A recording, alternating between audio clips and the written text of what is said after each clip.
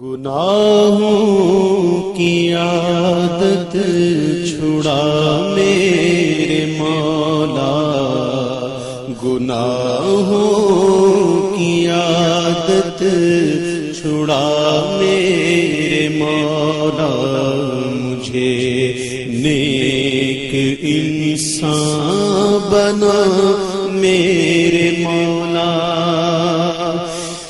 نحمده ونصلي على رسوله الكريم، اما بعد فاعوذ بالله من الشيطان الرجيم، بسم الله الرحمن الرحيم، رب اشرح لي صدري ويسر لي امري واحلل عقدة من لساني يفقهوا قولي۔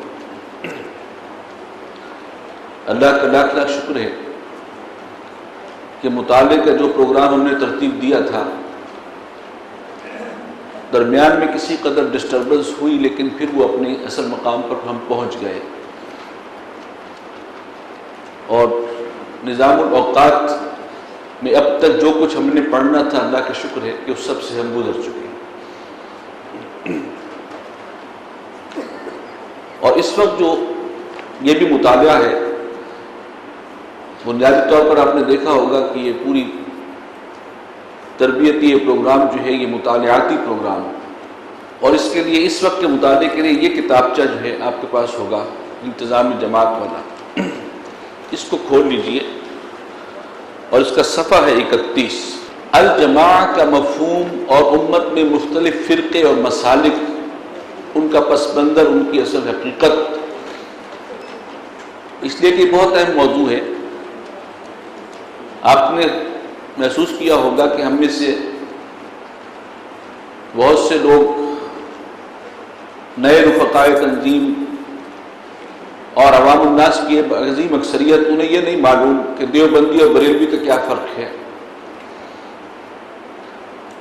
اور حنفی اور شافعی میں کیا فرق ہے، شیعہ اور اہل حدیث، یعنی یہ چیزیں کیا ہیں، کون سا کس کے ساتھ جڑتا ہے، ان میں فرق و تفاوت کیا ہے، ان میں کیا مسالک ہیں اور کیا ان کے شیڈز ہیں، کچھ نہیں پتا۔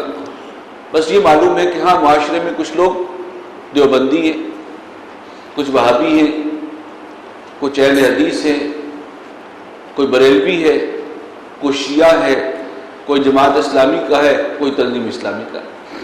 اور یہ بھی پتا ہے کہ فرقہ جو ہے، حضور صلی اللہ علیہ وسلم نے فرمایا کہ 72 فرقے ہوئے تھے بنی اسرائیل میں، اس امت میں 73 ہوں گے اور ایک ناجیہ ہوگا، نجات پانے والا۔ سارے مدعی ہیں کہ ہم ہیں ناجیہ،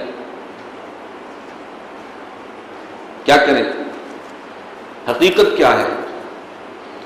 اور پھر جب 72 فرقوں کا ذکر آتا ہے، 73 فرقے امت میں، اور اس میں سے ایک ناجیہ ہوگا، تو پھر تو یہ لگتا ہے کہ ہر طرف گمراہی اور ضلالت ہی ہے۔ اب انہیں ڈھونڈ چراغ رخ زیبا لے کر وہ ناجیہ فرقہ کہاں ہے؟ تو یہ سارے مسائل ہیں، اشکالات ہیں۔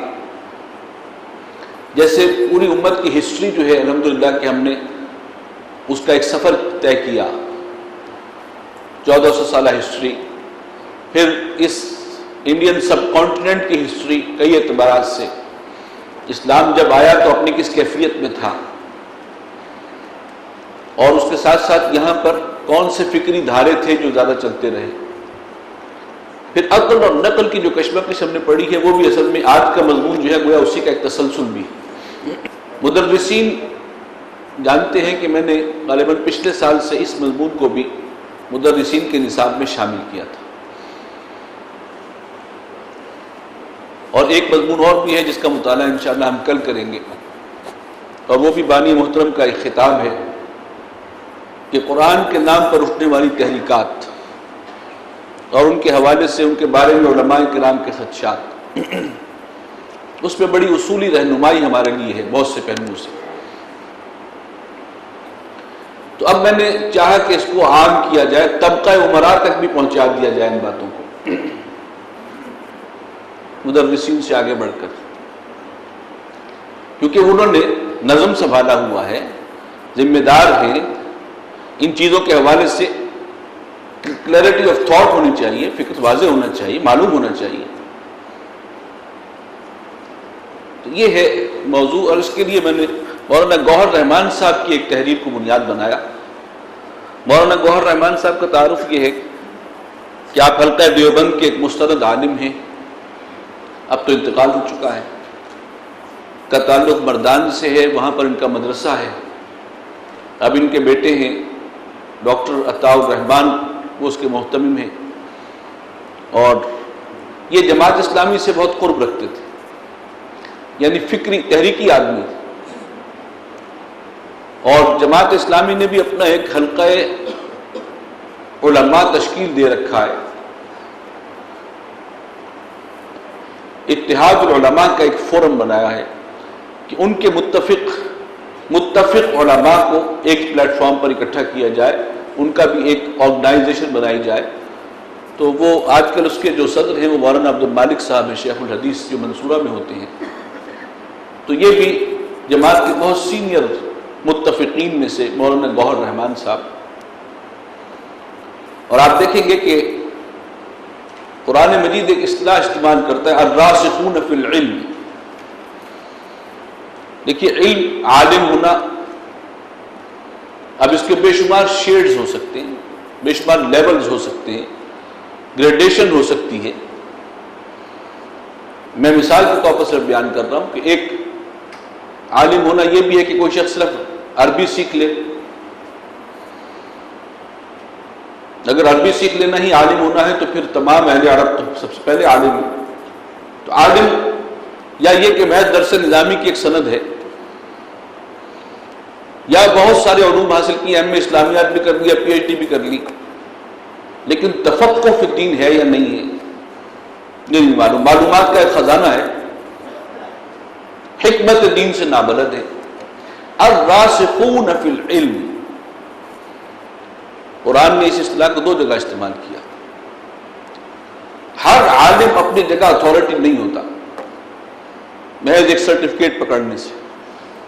ہاں الراسخون فی العلم ایک اس لیول کے لوگ ہوتے ہیں جن رسوخ فی العلم جنہیں حاصل ہوتا ہے۔ معلومات کا دائرہ بھی وسیع ہے، قرآن، حدیث، فقہ اور جو بھی علوم دینیہ ہیں۔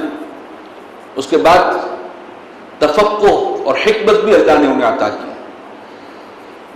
یہ وہ لوگ ہیں کہ جو اصل میں رہنمائی کرتے ہیں، اس منصب پر فائز ہوتے ہیں۔ تو بہرکیف آپ ان کی تحریر کو پڑھ کر دیکھیں گے کہ محسوس ہوتا ہے کہ ہاں رسوخ فی العلم بھی کسی شے کا نام ہے۔ باقی کوئی اپنے آپ کو علامہ کہے، کوئی حجت الاسلام کہے، کوئی شیخ الاسلام کہے، اس سے فرق واقع نہیں ہوتا۔ صفحہ 31 عنوان ہے الجماعہ، یعنی اہل سنت والجماعہ کسے ہم کہتے ہیں۔ عام تصور یہ ہے کہ بریلویوں کے لیے لفظ استعمال ہوتا ہے، لیکن ایسا نہیں۔ اہل سنت والجماعہ، سنیے پڑھیے کیا کہتے ہیں یہ۔ احادیث میں الجماعہ کا اطلاق ان تمام مسلمانوں پر بھی ہوا ہے جو فکر و عمل کے اعتبار سے سنت رسول اور سنت اصحاب رسول کا التزام کرتے ہیں۔ فکر و عمل کے اعتبار سے، فکر تصورات دین کے حوالے سے بھی اور عملی تعلیمات کے حوالے سے۔ حجت کیا ہے ان کے نزدیک؟ سنت رسول اور سنت اصحاب رسول، جن کو اصطلاحاً اہل سنت والجماعہ کہا جاتا ہے۔ الجماعہ کا یہ مفہوم اس حدیث سے ماخوذ ہے جو حدیث افتراق امت کے نام سے مشہور۔ دیکھیے اصل مسئلہ کیا ہے کہ اگرچہ ہمارے دین میں ہدایت کے اعتبار سے اصل شے قرآن،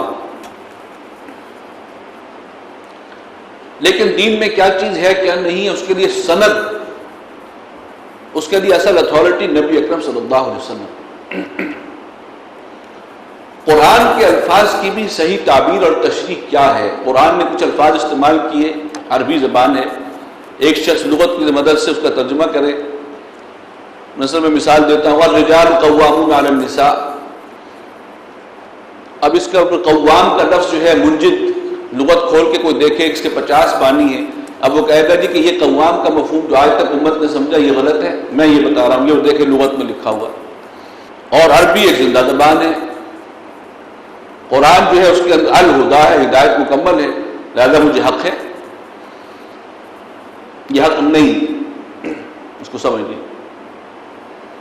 جو مفہوم نبی صلی اللہ علیہ وسلم نے سمجھا اور صحابہ نے سمجھا اور جس پر عمل ہوا، وہ ہے اصل مطلوب قرآن کا۔ وہ نہیں ہے کہ لغت کے اندر یہ بھی امکان ہے اور یہ بھی امکان ہے اور یہ بھی امکان ہے۔ اس لیے کہ کتاب کے ساتھ معلم میں کتاب بھیجے ہیں، مبعوث فرمائے گئے ہیں بڑے اہتمام سے۔ وَيُعَلِّمُهُمُ الْكِتَابَ وَالْحِكْمَةَ، اس قرآن کی تبیین اور توضیح نبی اکرم صلی اللہ علیہ وسلم کی بنیادی ذمہ داریوں میں سے۔ میں اسے یوں بیان کرتا ہوں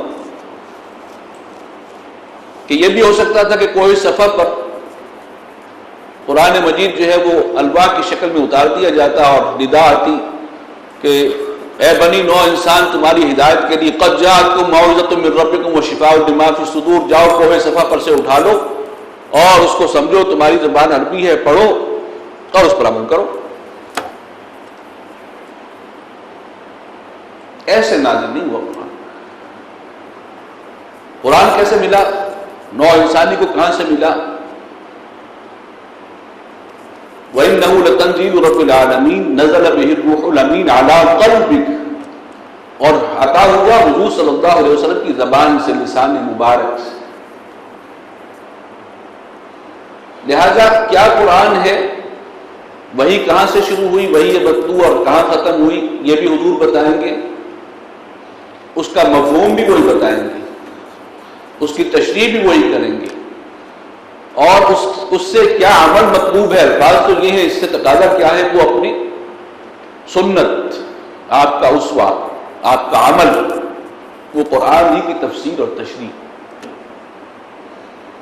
لہٰذا اصل حجت کیا ہوئی، وہ جو اقبال نے کہا، وہ حسین احمد مدنی رحمۃ اللہ علیہ کے حوالے سے تو اس کے اندر ذرا پہلو دوسرا ہے، لیکن آخری شعر جو ہے وہ ہے اصل حقیقت کہ بمصطفیٰ برساں خویش را کے دی ہمہ اوست، دین تو نام ہی محمد صلی اللہ علیہ وسلم کا ہے۔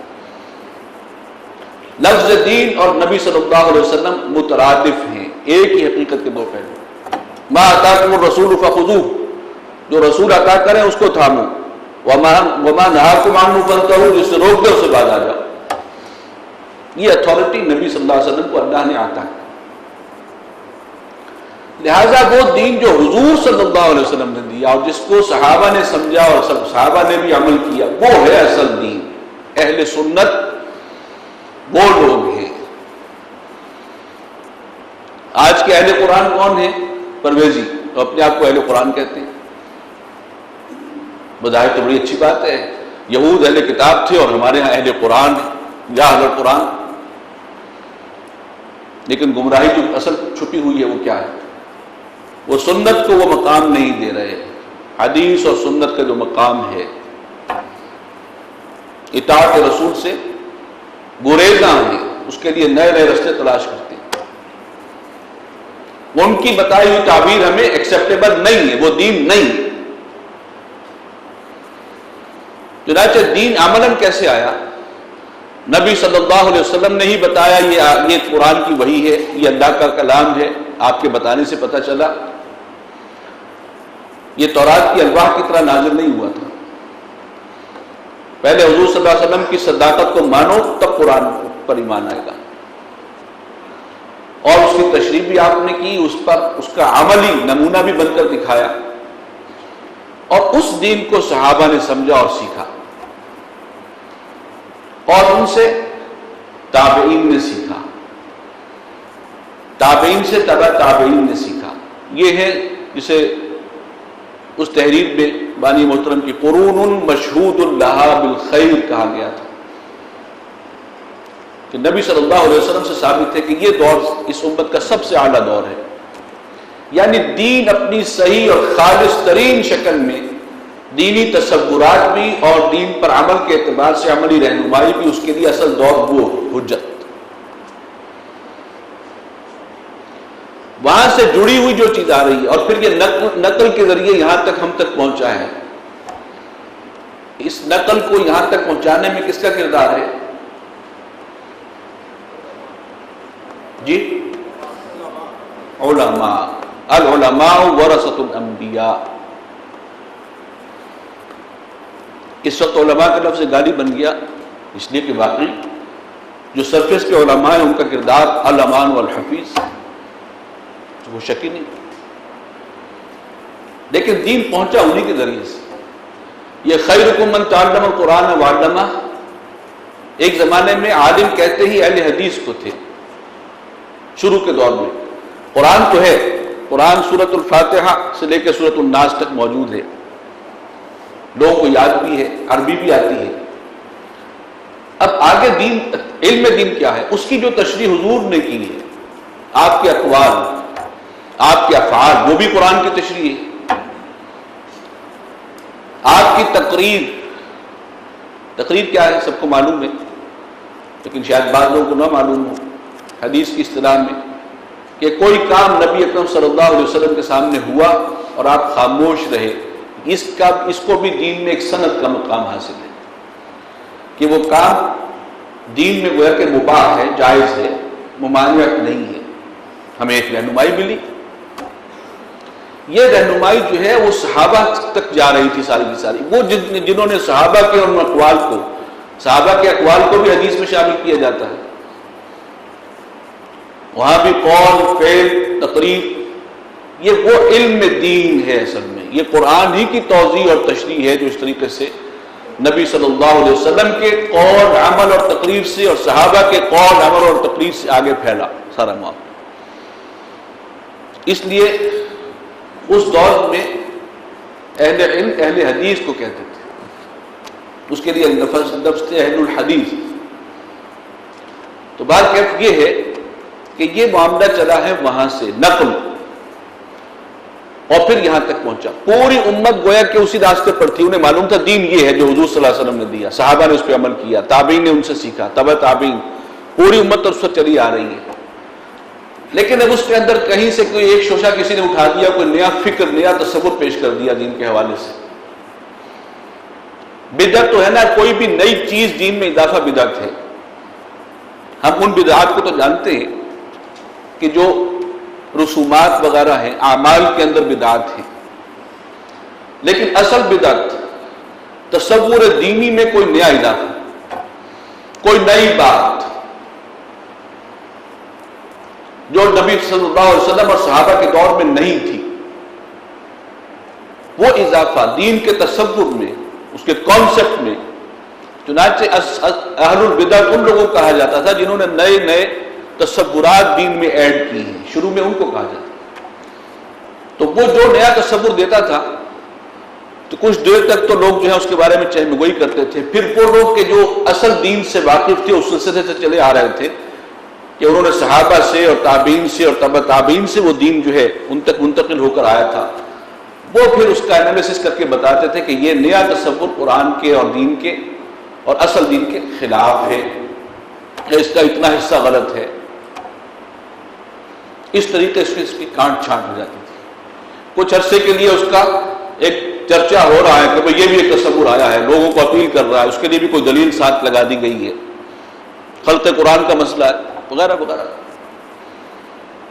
لیکن پھر علماء، اس لیے کہ اتھارٹی کون ہے؟ اور جیسے کہ میں نے کہا خیرکم من تعلم القرآن وعلمہ، یا علم دین کے حوالے سے فضیلت جو آئی ہے وہ کس کے لیے؟ فضل العالم علی العابد کفضلی علی ادناکم. وہاں اس وقت علم کون سا تھا؟ میڈیکل سائنس تھی، انجینئرنگ تھی، سوشل سائنسز تھے. وہ دین اصل وہ تھا ہی سارے کا سارا یہی علم تھا، اور اس کی اصل فضیلت بھی اسی کی.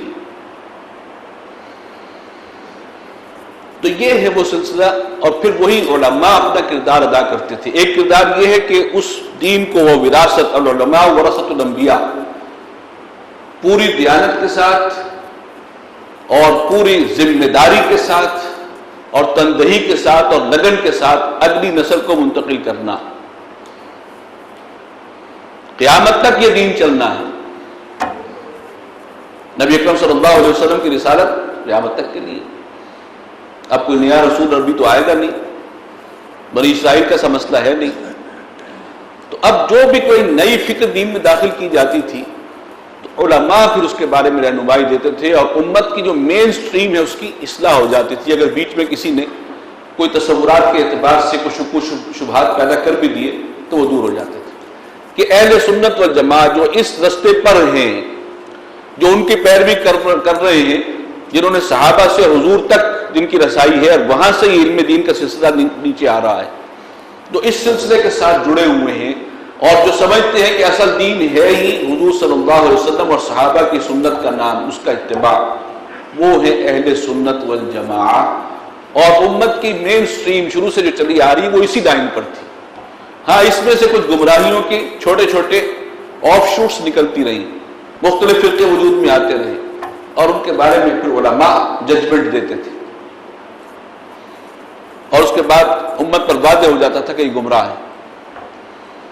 تو یہ ہے معاملہ اہل سنت والجماعت کسے کہا جاتا ہے۔ پھر پڑھ لیجئے، احادیث میں الجماعت کا اطلاق ان تمام مسلمانوں پر بھی ہوا ہے جو فکر و عمل کے اعتبار سے سنت رسول اور سنت اصحاب رسول صلی اللہ علیہ وسلم کا التزام کرتے ہیں، اس سے چمٹے ہوئے، جن کو اصطلاحاً اہل سنت والجماعت کہا جاتا ہے۔ الجماعت کا یہ مفہوم اس حدیث سے محفوظ ہے جو حدیث افتراق امت کے نام سے مشہور ہے۔ حضرت معاویہ سے مروی ہے کہ رسول اللہ صلی اللہ علیہ وسلم نے ہمارے درمیان کھڑے ہو کر فرمایا، لوگوں سنو، جو اہل کتاب تم سے پہلے گزر چکے وہ 72 فرقوں میں تقسیم ہوئے، اور یہ ملت میری امت 73 فرقوں میں تقسیم ہو جائے گی، جن میں سے 72 دوزخ میں جائیں گے اور ایک جنت میں جائے گا۔ یہی جنت میں جانے والے الجماع ہیں، الجماع یعنی جو اس رستے پر ہے۔ دوسری روایت میں اس کے بعد آپ کے یہ الفاظ بھی نقل ہوئے کہ میری امت میں ایسے گروہ بھی ظاہر ہوں گے جن کے اندر یہ خواہشات نفس اس طرح پھیل جائیں گی جس طرح کہ پاگل کتے کے کاٹے ہوئے شخص کے جسم میں اس کے جراثیم پھیل جاتے ہیں کہ اس کی کوئی رگ اور بند ایسا نہیں ہوتا جس میں جراثیم داخل نہ ہوئے ہوں۔ ایسے گروہ بھی آئیں گے، خواہشات نفس کے پیروکار، اور پھر وہ دین کا حلیہ بگاڑیں گے، خود بدلتے نہیں قرآن کو بدل دیتے ہیں، ہوئے کس درجہ فقیہان حرم بے توفیق۔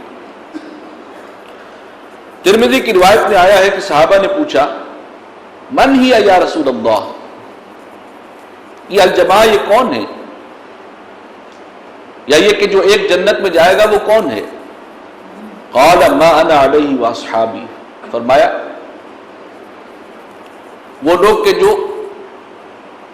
میری سنت اور میرے اصحاب کی سنت پر قائم ہوں گے، جو اس دین کو تھامے ہوئے ہوں گے، جو اصل میں نبی صلی اللہ علیہ وسلم اور صحابہ کرام کی سنت پر مشتمل ہے، آپ کے تصورات دینی اور آپ کے اعمال ان پر مشتمل۔ ایک دوسری حدیث میں اس الجماعت کو السواد العظم کا نام دیا گیا۔ تفرق امت کی یہ حدیث ترمذی، ابو داؤد، ابن ماجہ، مسند احمد، صحیح ابن حبان اور مستدرک میں نقل ہوئی ہے، وغیرہ وغیرہ بہت سے اسناد کے ساتھ ہوئی ہے۔ آگے لکھتے ہیں اسی مضمون کی ایک حدیث نسائی، مسند احمد، دارمی اور دوسری کتابوں میں نقل ہوئی، جس میں اللہ تعالیٰ کے راستے کے آس پاس شیطانی راستوں کا ذکر ہوا، مگر ان راستوں کی تعداد کا ذکر نہیں ہے اس حدیث میں۔ یہ بھی بڑی مشہور حدیث ہے۔ عن ابن مسعود رضی اللہ تعالی عنہ قال خط لنا رسول اللہ صلی اللہ علیہ وسلم خطا ثم قال هذا سبيل الله ثم خط خطوطا عن يمينه وعن شماله وقال هذا سبل على كل سبل منها شيطان يدعو إليه وقرأ وأن هذا صراطي مستقيما فاتبعوه ولا تتبعوا السبل فتفرق بكم عن سبيله۔ ابن مسعود رضی اللہ تعالی عنہ فرماتے ہیں کہ اللہ کے رسول صلی اللہ علیہ وسلم نے ہمیں سمجھانے کے لیے ایک سیدھی لکیر کھینچی اور فرمایا کہ یہ اللہ کا راستہ ہے۔ اللہ کا راستہ ہے، کون سا راستہ اللہ کا ہے؟ ما انا علیہ واصحابی، اس کی تشریح آپ یوں سمجھ لیجیے۔ صراط مستقیم جو اللہ نے عطا کی ہے وہ کیا ہے؟ وہ وہی ہے ما انا علیہ واصحابی والی، یہ تو وہ اللہ کا راستہ۔ اور پھر اس کے دائیں بائیں لکیریں کھینچی اور فرمایا کہ یہ وہ راستے ہیں جن میں سے ہر راستے پر ایک شیطان بیٹھا ہوا ہے جو لوگوں کو اپنے راستے کی طرف دعوت دیتا ہے۔ یہ جو دوسرے راستے نکالتے ہیں وہ خود گمراہ ہوتے ہیں، اور ان کی کوشش ہوتی ہے کہ امت کے بڑے حصے کو اپنے ساتھ گمراہی میں شریک کریں۔ وہ اس مشن پر جت جاتے ہیں۔ جو پٹڑی سے اترتا ہے اور انکار سنت کے فتنے میں مبتلا ہوتا ہے، اب اس کا مشن بن جاتا ہے کہ دوسرے لوگوں کے اندر بھی یہ جراثیم داخل کرو۔ یہ کام شیطانی جو ہے، جیسے شیطان چاہتا ہے کہ میں اپنے ساتھ لے کے سب کو جہنم میں میرے ساتھ سب کے سب شریک ہوں، تو یہی معاملہ ہے ایسے لوگوں کا۔ اس تمثیل کے بعد رسول اللہ صلی اللہ علیہ وسلم نے یہ آیت پڑھی کہ یہ ہے میرا راستہ، اسی پر چلتے رہو اور دوسرے راستوں پر مت چلنا، یہ تمہیں اللہ کے راستے سے ہٹا دیں گے، چاہے اس کے لیے بڑی خوشنما تعویلات اور دلیلیں ہوں۔ دیکھیے قرآن کا مفہوم تو یہی نکلتا ہے، ہم نے 10 لغتیں دیکھی ہیں، ابھی تک کسی کو سمجھ میں نہیں آیا۔ حدیث میں اگر کوئی بات اس کے برعکس آ گئی ہے تو کوئی مسئلہ نہیں، آخر عربی زبان یہ ہے، آج کی زندہ زبان ہے اور اس کا مفہوم ہے اور یہ مفہوم ہے، اور یہ مفہوم آج تک سمجھ میں نہیں آیا، اصل مفہوم یہ ہے۔ اب لوگوں کو ورغلانے کے 100 طریقے، اور یہی ہے جو فتنہ انکار حدیث ہے۔ اس لیے سنت اور حدیث کا استخفاف پہلے وہ کرتے ہیں، اس کی حیثیت نہیں ہے۔ پرویز نے بھی کام کیا تو مقام رسالت کو گھٹایا، اپنے وقت کے لیے ان کی اطاعت تھی، آج کے لیے نہیں ہے۔ معاذ اللہ ان کی حیثیت ڈاک کے ہرکارے کی تھی۔ یہ تصور ہے جو بعد میں بھی پرویز کے جو پیروکار آج ہیں وہ پھیلا رہے ہیں۔ میں نے آپ کو بتایا تھا کہ ایک صاحب نے بتایا کہ وہ اسی طرح کے کوئی صاحب تھے، انہوں نے اپنے چینل پہ ایک ڈیمانسٹریٹ کیا کہ کوئی شخص ہے جو مائک لے کر کسی مارکیٹ میں گھوم رہا ہے اور مختلف لوگوں سے سوال کر رہا ہے۔ سوال کیا ہے کہ اگر کوئی بڑی عظیم شخصیت آپ کے نام کوئی پیغام بھیجے تو اصل اہمیت اس پیغام کی ہوتی ہے یا اس ڈاکیے کی جو لے کر آپ کے پاس آتا ہے؟ مراد کیا تھی؟ قرآن اصل ہے۔ معاذ اللہ نبی صلی اللہ علیہ وسلم کا مقام انہوں نے وہ بنایا، حالانکہ اللہ تعالیٰ نے تو قرآن عطا بھی کیا تو لسان محمد صلی اللہ علیہ وسلم۔ لیکن ایسے ڈھیٹ جو ہیں، ظاہر بات ہے کہ ان کی جو جاگ رہے ہوں اور سوئے بنے ہوئے ہوں کہ سوئے ہوئے ان کی آنکھیں کوئی نہیں کھول سکتی۔ وَمَن يُضْلِلِ اللَّهُ فَمَا لَهُ مِنْ هَادٍ۔ لیکن اس طریقے سے سنت سے حدیث سے کاٹ دو، اب قرآن کی نئی تعویلیں آپ کر سکتے۔ اب جنہیں عربی نہیں بھی آتی وہ لغت کھول کے بیٹھ جاتے ہیں اور جناب مضامین لکھ رہے ہیں دانش پر، اور قرآن کی اس آیت کا مطلب یہ نہیں ہے، یہ ہے۔ عربی کی بنیاد نہیں معلوم لیکن لغت کھول کے بیٹھ گئے اور مفہوم بتا کر مضامین لکھے جا رہے ہیں، اور عام لوگ جو ہیں متاثر، دیکھیں جی وہ تو دلیل سے بات کر رہا ہے، اس نے تو لغت کا حوالہ دیا۔ لیکن یہ ہے، یہ سب گمراہی کے مختلف شیڈ، اصل گمراہی یہ۔ تو ایسے نئی تعویلات ہر دور میں آتی رہی۔ رسول اللہ صلی اللہ علیہ وسلم نے اپنی اس تمثیل میں سبیل اللہ کو خط مستقیم سے تشبیہ دی، اور قرآن اپنی اس سبیل اللہ کو خط مستقیم سے تشبیہ دی ہے، اور قرآن کریم میں ان کے اس راستے کو صراط مستقیم، قصد السبیل اور التی ہی اقوم کہا گیا، یعنی سیدھا و کشادہ اور افراط و تفریط کے درمیان اعتدال و توازن پر مبنی راستہ، یہی قرآن و سنت کا راستہ ہے۔ اور شیطانی راستوں کو ترچھی اور ٹیڑھی لکیروں سے تشبیہ دی گئی جو خط مستقیم کے دائیں بائیں کھینچی گئی ہیں۔ یہ ان بدعتی فرقوں کے راستے ہیں جنہوں نے اپنا رابطہ اسلام سے بالکل منقطع تو نہیں کیا، لیکن اسلام کی شاہراہ سے اپنے لیے رابطہ سڑکیں بنا لی۔ یعنی یہ نہیں انہوں نے کہا کہ ہم اسلام سے دستبردار ہوتے ہیں، نہیں، اسلام کے ساتھ بھی رابطہ برقرار ہے، اپنے آپ کو مسلمان کہہ رہے ہیں، لیکن اس سبیل المومنین سے وہ جو چلی آ رہی ہے وہ سیدھا راستہ، اس سے ہٹ کر اپنے لیے ایک الگ پگڈنڈی نکال دی۔ افتراق امت کی حدیث میں جن 72 فرقوں کا ذکر ہوا ہے وہ بھی امت مسلمہ اور اہل قبلہ سے تعلق رکھتے ہیں۔ اہل قبلہ کنہیں کہا جاتا ہے؟ یہاں اہل قبلہ سے مراد مسلمان ہیں، کیونکہ مسلمانوں کے لیے قبلہ معین ہوا، فَوَلِّ وَجْهَكَ شَطْرَ الْمَسْجِدِ الْحَرَامِ، یعنی ہیں مسلمانوں ہی کا حصہ ہیں، اپنے آپ کو مسلمانوں میں شامل رکھتے ہیں، اسی قبلے کو اپنا قبلہ مانتے ہیں، لیکن آگے پہ ڈنڈی مار جاتے ہیں۔ مگر انہوں نے خواہش نفس اور قرآن و سنت کی نصوص میں تکلفی تعویلات کی بنیاد پر، یعنی خود ساختہ کو بنا کر نئی تعویل، تکلفی تعویلات کی بنا پر سنت رسول اور سنت اصحاب رسول کے خلاف، یعنی اس کے سے مختلف بدعات و ضلالات کے راستے نکال لیے اور ان پر چل پڑے۔ ان میں سے خوارج اور روافض اور بعض دوسرے فرقے سیاسی مقاصد رکھتے تھے اور کچھ دوسرے عوامل کی وجہ سے بنے تھے۔ روافض یعنی اہل تشیع، ان کو یہ کہا جاتا ہے کہ ان کی بنیاد سیاسی تھی۔ اصل کوئی مذہبی تصور کی جو ہے اس کے اندر اختلاف نہیں تھا شروع میں۔ اصل اختلاف جہاں سے شروع ہوا تھا کہ خلافت کا حق کسے ہے۔ کچھ لوگوں نے کہا کہ حضرت علی کا حق ہے،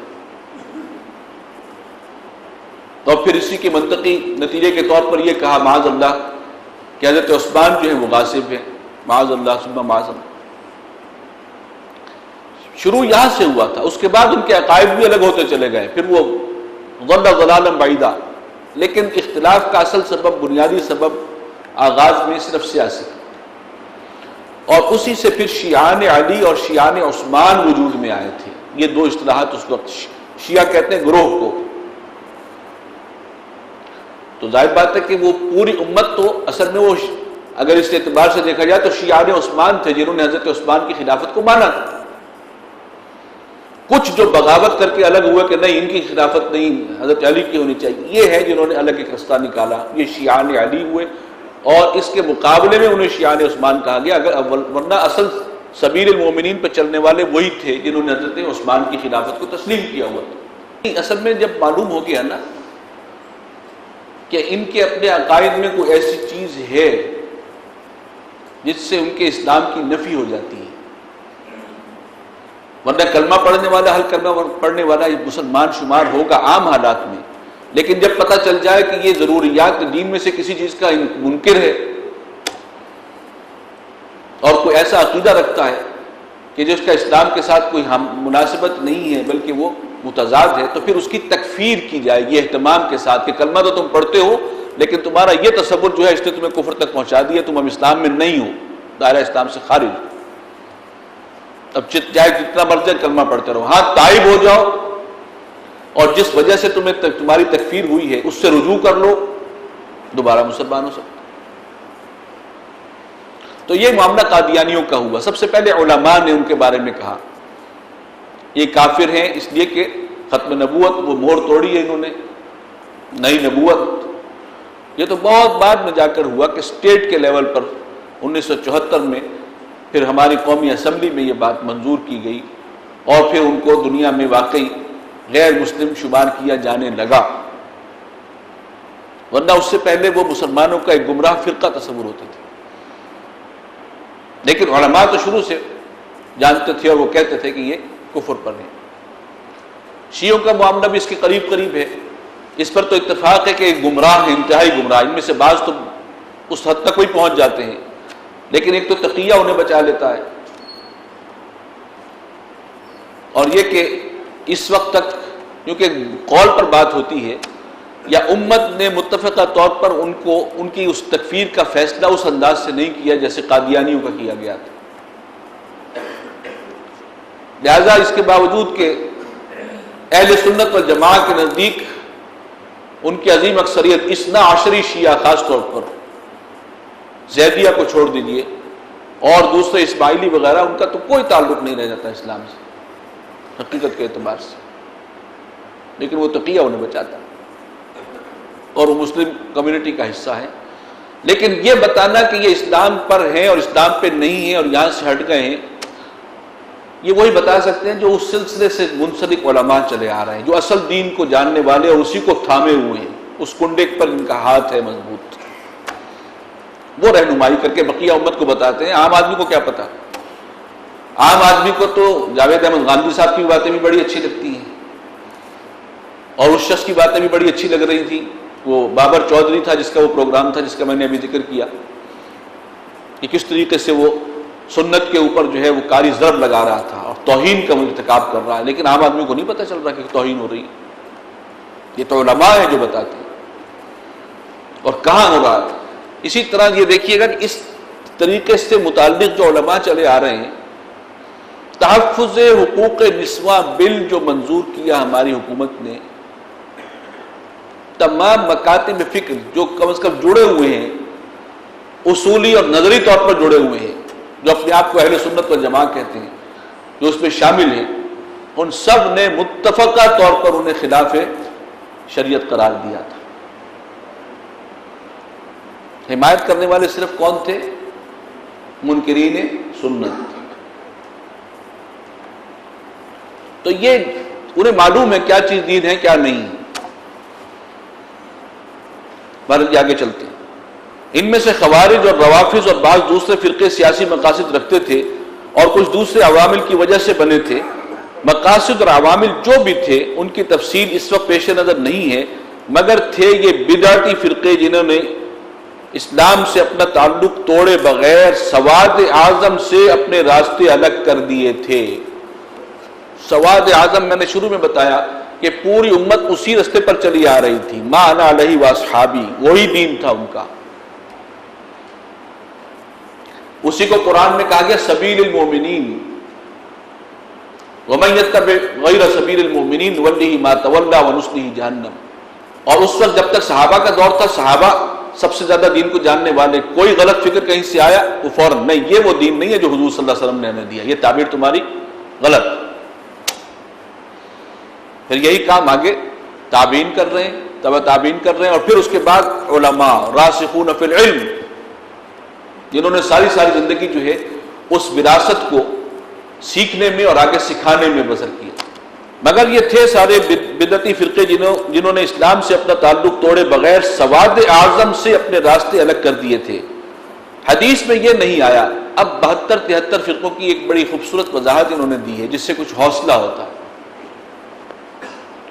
حوصلہ کیا ہوتا ہے کہ حدیث میں یہ نہیں آیا کہ امت میں ہمیشہ کے لیے 72 فرقے رہیں گے اور ان میں کمی بیشی کبھی نہیں ہوگی، یعنی ہر دور میں 72 فرقے۔ نبی اکرم صلی اللہ علیہ وسلم کے دور میں تو کوئی نہیں تھے۔ سب سے پہلے فرقے اگر اہل تشیع الگ ہوئے ہیں، ایک معاملے میں مسلمان کمیونٹی سے کچھ ایک گروہ الگ ہوا، شیعان علی، یا انہوں نے الگ راستہ نکالا دین کے ساتھ اپنے تعلق کو برقرار رکھتے ہوئے، تو وہ ہوا کب؟ حضرت عثمان کے عہد خلافت کے آخری حصے میں۔ تو 72 فرقے ہر دور میں موجود نہیں ہوں گے، اس کا یہ مطلب نہ سمجھا جائے۔ ہاں، اس امت کی تاریخ میں اس طرح کے 72 مختلف گمراہ فرقوں کا ظہور وقت ہوگا جن کی مجموعی تعداد 72 بن جائے گی۔ بعض شارحین حدیث نے تو کہا ہے کہ 72 سے یہ مخصوص عدد مراد نہیں ہے بلکہ یہ کنایہ ہے کثرت سے۔ 70 کا لفظ تو ویسے بھی عربی میں کثرت کے لیے استعمال ہوتا تھا، یعنی بہت سارے ہوں گے۔ کسی نے ایک تشریح بھی کی ہے، اور مراد یہ ہے کہ میری امت میں بہت سے فرقے اور چھوٹے بڑے گروہ پیدا ہو جائیں گے جو میری اور میرے اصحاب کی سنت کا التزام نہیں کریں گے بلکہ ہوائے نفس اور مبنی فلسفیانہ خیالات رکھیں گے۔ وہ جو ارسطو کی منطق اور افلاطونی فلسفے کے تحت جو نئے نئے خیالات اٹھ رہے تھے اور پیدا ہو رہے تھے اور پھیل رہے تھے، یہ ان کی طرف اشارہ۔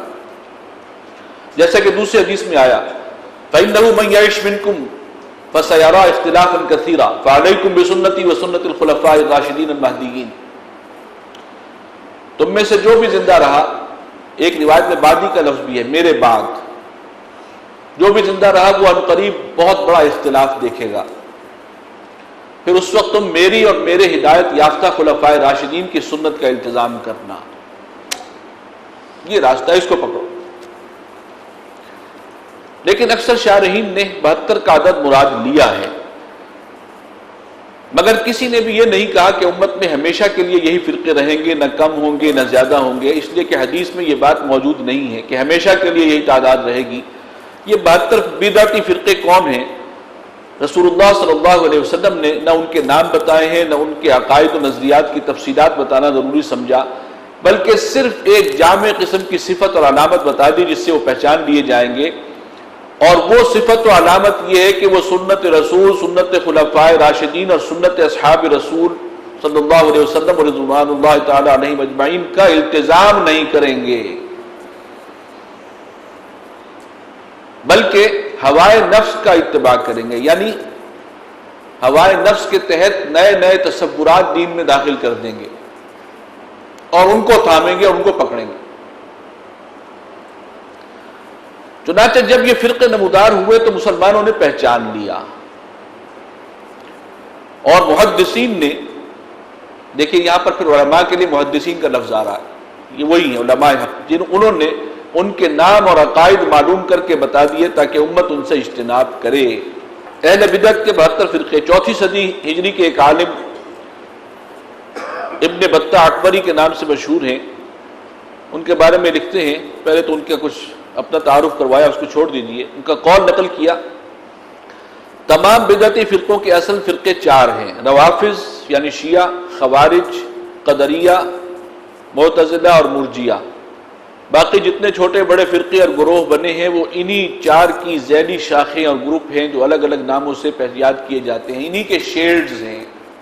ایک کتاب فرقوں اور مسالک سے متعلق میری نظر سے گزری تھی، انہوں نے شیعوں کے اپنے الگ 72 فرقے شیعوں کے الگ گنوا دیے تھے کہ ان کے 72 مختلف قسم کے شیڈز ہیں شیعوں کے اندر۔ لیکن علم الکلام کی معروف کتاب الموافق میں لکھا ہے کہ بڑے اسلامی فرقے 8 ہیں، معتزلہ، شیعہ، خوارج، مرجیہ، نجاریہ، جبریہ، مشبہہ اور ناجیہ، یعنی نجات پانے والی جماعت، یہ وہ ہے اہل سنت والجماعہ۔ اس کے بعد ان 8 فرقوں کی ذیلی شاخوں اور گروپوں کی تفصیل اس طرح بیان کی ہے کہ معتزلہ کے اپنے 20 فرقے ہیں، ان کے اندر مختلف شیڈ سکولز آف تھاٹ۔ شیعوں کے انہوں نے 22 گنوائے ہیں، خوارج کے 20 ہیں، مرجیہ کے 5 ہیں، نجاریہ کے یعنی اس میں بھی تھوڑا تھوڑا فرق، نجاریہ کے 3 ہیں، جبریہ کے 1 ہی ہے، مشبہہ وہ بھی 1 ہے، اور ناجیہ وہ تو 1 ہی ہے، ٹوٹل 73 پورے کر دیے۔ ان 72 فرقوں سے منسلک لوگ، اس کی کوئی تشریح جو ہے میں نے اویس پاشا سے ریکویسٹ کی تھی، انہوں نے کچھ مرتب بھی کیا ہے، ٹائم تو کم ہے لیکن اگر آپ چاہتے ہیں تو پھر اس کو بھی بیان کر دیتے ہیں، آج پھر ہمارا مطالعہ شاید رہ جائے گا۔ بسم اللہ الرحمن الرحیم۔ جو 8 بڑی شاخیں سامنے آئیں کہ جن کے اندر پھر مزید تفریق ہوتی رہی اور کچھ ذیلی شاخیں بنتی رہیں، ان میں سے پہلا فرقہ جو کہ اہل سنت سے الگ ہوا وہ شیعوں کا تھا، جن کے عقائد کے اعتبار سے انہیں رفاوس بھی قرار دیا گیا۔ ان کی مختصر تعارف یہ ہے، کہا جاتا ہے کہ اسلام میں سیاسی فرقے در حقیقت 3 ہی ہیں، یعنی اصل میں فرقوں کی جو بڑی بڑی تقسیم تھی وہ ایک ہے کہ عقائد کے اعتبار سے علم الکلام کے میدان میں جو فرقے بنے، اور ایک ہے جو کہ سیاسی تعبیرات کے اعتبار سے فرقے بنتے رہے۔ تو سیاسی تعبیر میں جو فرق کے اعتبار سے فرقے بنے وہ 3 ہیں، پہلا شیعہ یعنی روافض، دوسرا خوارج، اور تیسرے اہل سنت والجماعت جو کہ اصل مین اسٹریم جو تصورات تھے جن کے کی تعبیرات اصلاً محدثین اور فقہا کی تعلیمات پر مبنی تھیں۔ دو ہوئے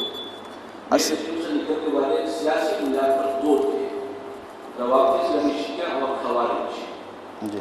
یہ فرق جو ہیں وہ اکثر اعتقادی اور نظری مباحث، جس میں کہ ذات و صفات باری تعالیٰ کی بحث، اس میں پھر تعطیل اور تعویل کے مسائل اس پر بنتے رہے۔ شیعت کی ابتدا حضرت علی رضی اللہ تعالیٰ عنہ کو افضل الصحابہ، یعنی آپ کی مطلق افضلیت کے قائل افراد، ان سے یہ معاملہ شروع ہوا کہ جب ان کو تمام صحابہ پر افضلیت مطلقہ دی گئی، اس کی بنیاد پر یہ، اور پھر آگے چل کر ابتداءً تو یہ سیاسی فرقہ بنا اس اعتبار سے کہ یہ خلافت کا حق رکھتے ہیں، اور پھر بعد میں معصومیت کا بھی عقیدہ کھڑا گیا، اور بہت سے ایسے بھی تھے ان میں جنہوں نے کہ پھر الوہیت کا بھی دعویٰ کیا کہ حضرت علی کے ہاں الوہیت بھی پائی جاتی ہے۔ آغاز کو حضرت علی کی حیات ہی میں ہو گیا تھا، اور آپ ان کے خلاف اعلان برات بھی کرتے رہتے تھے، بہت سوں کو سزا بھی آپ نے دی۔ دور اموی میں جا کے یہ خصوصی ان کو ایک قوت حاصل ہو گئی، اس کی وجہ یہ بنی کہ بعض تاریخی روایات کے پیش نظر جب دور اموی میں اولاد علی رضی اللہ تعالیٰ عنہ یعنی اہل بیت کے بارے میں کچھ نازیبہ کلمات کہے گئے اور سب و شتم ہونے لگا، تو اس کے نتیجے میں ان کو اور قوت مل گئی، یعنی شیعہ روافض جو تھے ان کو اور قوت فراہم ہو گئی، اور پھر باقاعدہ ایک فرقہ، اور چونکہ اقلیت میں ہوتے ہیں تو پھر ایک عصبیت بھی آ جاتی ہے اور ایک مجتمع قوت کے طور پر سامنے آئے۔ اور پھر جب کربلا کا واقعہ ظہور پذیر ہوتا ہے تو باقاعدہ ان کو ایک کہیے کہ مواد مل جاتا ہے جہاں سے کہ اور تقویت حاصل ہوتی ہے۔ ان کے بعد ان کے اصل میں ان کے اندر جو غالی طبقات تھے ان کی تو تکفیر بھی امت نے کی، جیسے کہ الوہیت کے جو قائل تھے جس میں کہ عبداللہ بن سبائی فرقہ، اس کی تکفیر بھی مطلق کی گئی۔ کچھ وہ تھے جو کہ معتدل مزاج کے تھے، جن میں کہ زیدیہ طبقے کا تذکرہ کیا گیا، وہ نہ الوہیت کے قائل تھے اور نہ صحابہ پر سب و شتم کیا کرتے تھے، بس یہ تھا کہ حضرت علی کی فضیلت وہ سمجھتے تھے کہ یہ بالکل رکھتے ہیں۔ پھر کچھ بہت ہی غیر معقول قسم کے نظریات رکھنے والے فرقے بھی ان میں پیدا ہوئے، جیسے غرابیہ۔ ان کا کہنا یہ تھا، غراب عربی میں کوے کو کہتے ہیں، ان کا کہنا یہ تھا کہ حضرت علی رضی اللہ تعالیٰ عنہ اور نبی صلی اللہ علیہ وسلم کی ارواح یہ دونوں آپس میں اس طرح مشابہ تھیں جیسے کہ دو کوے آپس میں مشابہ ہوتے ہیں، نعوذ باللہ۔ تو جب وحی لے کر آئے حضرت جبرائیل علیہ السلام تو غلطی سے وہ رسول اللہ صلی اللہ علیہ وسلم کی جگہ، حضرت علی کی جگہ رسول اللہ صلی اللہ علیہ وسلم پر نازل کر دی۔ پھر یہ غرابیہ فرقہ یہ بھی ان میں پیدا ہوا۔ اور اثنا عشریہ یہ وہ ہیں جو کہ غائب امام کو مانتے ہیں، 12 امام ان کے وہ ظاہر ہو چکے، 12ویں غیبوبت کبریٰ میں ہیں۔ اور دوسرے امامی ایسے بھی ہوئے جیسے جس میں اسماعیلیہ ہیں اور آخانی اور بوہری، جو کہ حاضر امام کے قائل ہیں، اور اب تک ان کے وہ امامت معصومہ وہ نسل بعد نسل جاری ہے۔ داؤدی بورے جو ہیں وہ اس میں شامل ہیں۔ یہ شیعوں کا مختصر تعارف۔ شیعوں کے حوالے سے ویسے تو تفصیلات چونکہ معروف ہے اور جانتے ہیں ہم کہ ان کے کیا اہل سنت سے فرق رکھنے والے عقائد ہیں، اس وجہ سے اس پر کچھ اتنی گفتگو شاید ضروری بھی نہ ہو۔ جی، اس کے بعد خوارج جو سیاسی فرقوں میں سے دوسرا فرقہ تھا، یعنی جو اصلاً سیاسی بنیادوں پر دو فرقے بنے، ایک اہل تشیع اور دوسرے خوارج۔ خوارج کا معاملہ یہ تھا کہ یہ ابتداءً حضرت علی رضی اللہ تعالیٰ عنہ کے لشکر میں شامل تھے، اور جو شیعان علی اکثر وہ بلوائی جو کہ جمع ہوئے تھے مدینے میں حضرت عثمان رضی اللہ تعالیٰ عنہ کی شہادت کا جو سبب بنے۔ بعد میں پھر جب مسلمانوں کے درمیان کچھ خانہ جنگی ہوئی، اس کے دوران انہوں نے مسئلہ تحکیم پر حضرت علی رضی اللہ تعالیٰ عنہ سے اختلاف کیا۔ پہلے آپ ہی کے لشکر میں شامل تھے، اور اختلاف کی نوعیت یہ ہوئی کہ پہلے تو اصرار کرنے لگے کہ آپ حکم مان لیجئے تاکہ یہاں پر یہ جو نزاع ہو چکا ہے یہ دور ہو جائے، اور جو حضرت امیر معاویہ رضی اللہ تعالیٰ عنہ کے لشکر میں سے کچھ لوگ قرآن نزوں پر اٹھا لے آئے تھے، تو ان کا دعویٰ یہ تھا کہ اب یہ قرآن لا چکے ہیں تو آپ ان کے ذریعے سے یعنی قرآن کو حکم مان لیجئے۔ اور پھر حکمین کا معاملہ ہوا، مگر معاملہ اس سے درست نہیں ہوا۔ پھر جب فیصلہ یہ آ گیا کہ حضرت علی رضی اللہ تعالیٰ عنہ کو معزول کیا گیا اور حضرت امیر معاویہ کو برقرار رکھا گیا، تو انہوں نے پھر پینترا بدلا اور دعویٰ یہ کرنے لگے کہ آپ نے پہلا گناہ یہ کیا کہ آپ نے حکم کسی اور کو مان لیا، اور ساتھ ساتھ یہ کہنے لگے کہ ہم نے بھی مانا تھا اور یہ صرف گناہ نہیں تھا بلکہ کفر تھا، اور اب ہم اپنے کفر سے اعلان برات کرتے ہیں، توبہ کرتے ہیں، اور اب آپ کے لیے بھی لازم ہے کہ آپ اس کفر کا پہلے اقرار کریں کہ آپ نے حکم مانا وہ کفر تھا، اور اس کے بعد پھر آپ اعلان برات اور توبہ کیجیے اور پھر مسلمان ہو جائیے۔ حضرت علی رضی اللہ تعالیٰ عنہ کا ایک قول بھی ملتا ہے کہ یہ اصل میں مطالبہ یہ کر رہے ہیں کہ حکمران بھی اللہ تبارک و تعالیٰ ہی ہو، یعنی اس آیت کی باطل تعبیر انہوں نے یہ کی کہ حکم کا اختیار تو اللہ ہی کے پاس ہے مگر حکمران شخصی وہ بھی اللہ ہی ہو، جبکہ حکم بھی اللہ ہی ہو جائے۔ تو یہ ان کی باطل تعبیر تھی، اور اس کے ساتھ ساتھ مسئلہ یہ تھا کہ جو اہل سنت والجماعت جس طرح سے نصوص کو سمجھ رہے تھے اس سے یہ دور چلے گئے، عقلی تعویلات بھی اس میں کیں، اور کچھ غلو بھی پیدا ہوا، یعنی وہ روایات کی جس میں تحکیم بغیر ما انزل اللہ، اللہ کے نازل کردہ کے خلاف فیصلے کرنا، اس کی شناعت بیان ہوئی تھی، اور کفر کا اطلاق بھی ہوا، کفر کے لفظ استعمال بھی ہوا آیت میں کہ من لم یحکم بما انزل اللہ فاولئک هم الکافرون۔ تو اس آیت کی تعبیر انہوں نے یہ کی کہ یہ غیر اللہ کے حکم کو نافذ کرنا چونکہ کفر ہے، تو حکمران اگر کوئی فیصلہ کتاب و سنت کے خلاف کر دیں تو وہ کافر ہو جاتے ہیں، جبکہ اہل سنت کی اس میں تعبیر یہ تھی جو حضرت ابن عباس رضی اللہ تعالیٰ عنہ سے منقول اس کی تفسیر ہے، فرماتے ہیں کفر دون کفر، یہ کفر تو ہے مگر اس جیسا کفر نہیں جو کہ ملت سے خارج کر دیتا ہے، جس طرح سے کہ ایک فرد کسی گناہ کبیرہ کا ارتکاب کر کر بھی مسلمان رہتا ہے، ایسے ہی حکمران اگر کفر کی حکمرانی جاری رکھتے ہوں، ہاں اس میں تفصیلات ضرور ہیں، اعتقاداً بھی اگر اس کو نہ مانتے ہوں تو الگ بات ہے، مگر اگر غیر اللہ کا حکم وہ نافذ کریں تو وہ بھی فاسق و فاجر ہوتے ہیں، ان کے خلاف قتال بھی ہو سکتا ہے، جدوجہد بھی ہو سکتی ہے، بغیر اس کے کہ ان کو کافر قرار دیا جائے۔ تو اس تفصیل کو انہوں نے نظر انداز کیا اور کافر قرار دینے لگے تکفیر کر کے۔ پھر اس کے بعد بہت سارے تابعین وہ ان کی ہتھیار کا نشانہ بنے اور بہت قتل و غارت گری انہوں نے مچائی، جس کی وجہ سے حضرت علی کو پھر ان کے خلاف قتال کرنا پڑا، اور بہت سے جو ہے وہ مارے گئے، اور بہت سی جنگیں اس وجہ سے ہوتی رہیں۔ اصل مسئلہ وہی تھا کہ گناہ کبیرہ کا مرتکب وہ کافر ہوتا ہے، نہ کہ فاسق و فاجر۔ اہل سنت والجماعت کی اس میں انٹرپریٹیشن کیا تھی کہ وہ فاسق و فاجر ہوتا ہے، انہوں نے کہا کہ وہ کافر ہوتا ہے۔ اچھا، اس حوالے سے بعض احادیث میں چونکہ بڑی وضاحت کے ساتھ یہ بات آئی تھی، نبی صلی اللہ علیہ وسلم نے فرمایا کہ کچھ ایسے لوگ آئیں گے کہ ان کی نمازوں کے آگے تم اپنی نمازوں کو حیج جانو گے، ان کی تلاوت قرآن کے آگے تم اپنی تلاوت قرآن کو حیج جانو گے، مگر وہ دین سے ایسے نکل جائیں گے جیسے کہ تیر کمان سے نکل جاتا ہے۔ ان کا حال بھی یہی تھا کہ بہت متقی، پرہیزگار اور اس قدر شخصی اوصاف میں متقی، مگر اہل اسلام کا خون بہانا، کلمہ گو افراد کے ساتھ جو ہے وہ دست درازی کرنا، تکفیر کر کے گردن اتار دینا، ان کے مال پر قابض ہو جانا، ان کی عورتوں کو جو ہے وہ لانڈی بنا لینا، یہ ان کے لیے کوئی مسئلہ ہی نہیں تھا۔ تو یہ عدم توازن ظاہر ہوا اس معصور تفسیر کو نظر انداز کرنے کی وجہ سے۔ پھر ان میں یہ بھی کہا جاتا ہے کہ ایک طرف انتہائی متدین متقی اپنی ذاتی زندگی میں، لیکن علم دین اس سے بے بہرا ہے، اور پھر کوئی وہ ساتھ خیال ہو اس کے اوپر جانے نہیں جاتا۔ اب ظاہر بات ہے کہ صحابہ کرام سے پڑھ کر کون ہو سکتا تھا دین کی تعبیر کرنے والا، یہ ان کے مقابلے میں اپنی تعبیر پیش کرتے ہیں اور اس کے اوپر جازم ہو رہے ہیں، اور اس کے خلاف جو شخص کوئی بات کرتا ہے اس کو اس کی گردن اڑا دیتے ہیں۔ کسی شخص سے پوچھتے جاتے رہتے ہیں تحقیق کے بارے میں تمہاری کیا رائے ہے، اور اگر اس کا جواب ان کے منشا کے خلاف ہوتا اڑا دو۔ یہ اس قسم کے جاہل اٹڑ قسم کے لوگ ہیں۔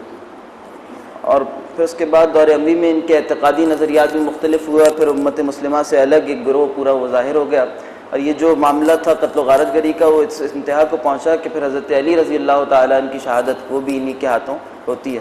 اسی طرح سے اور کئی صحابہ ہیں جو کہ ان کی اس قتل و غارت گری کا نشانہ بنے۔ پھر کچھ اور مزید انہوں نے تعبیرات کی تھیں جو کہ امت سے مختلف تھیں، وہ پھر ظاہر ہوتی رہیں اعتقادی میدان میں۔ اصل مسئلہ وہی تھا کہ نصوص قرآن کی تعویل وہ سنت نبوی کی روشنی میں ہوگی یا ان کے اپنے عقل کی اور ان کی اپنی انٹرپریٹیشن اس کے مطابق ہوگی۔ ایک اہم واقعہ بھی کتابوں میں ملتا ہے کہ جب حضرت علی رضی اللہ تعالیٰ نے ارادہ کر لیا ان کے خلاف قتال کرنے کا، تو حضرت ابن عباس رضی اللہ تعالیٰ عنہ فرماتے ہیں کہ مجھے کچھ وقت دیجیے، میں جا کر ان سے مکالمہ کرنا چاہتا ہوں، سمجھاؤں گا۔ تو جب آپ جا رہے تھے تو حضرت علی نے آپ کو روکا حضرت ابن عباس کو، اور کہا کہ دیکھو ان سے مکالمہ قرآن کی بنیاد پہ نہ کرنا بلکہ سنت کی بنیاد پہ کرنا، اس لیے کہ یہ قرآن کی تعویل کرتے ہیں اور قرآن ذو الوجہین ہے، دو چہروں والا ہے۔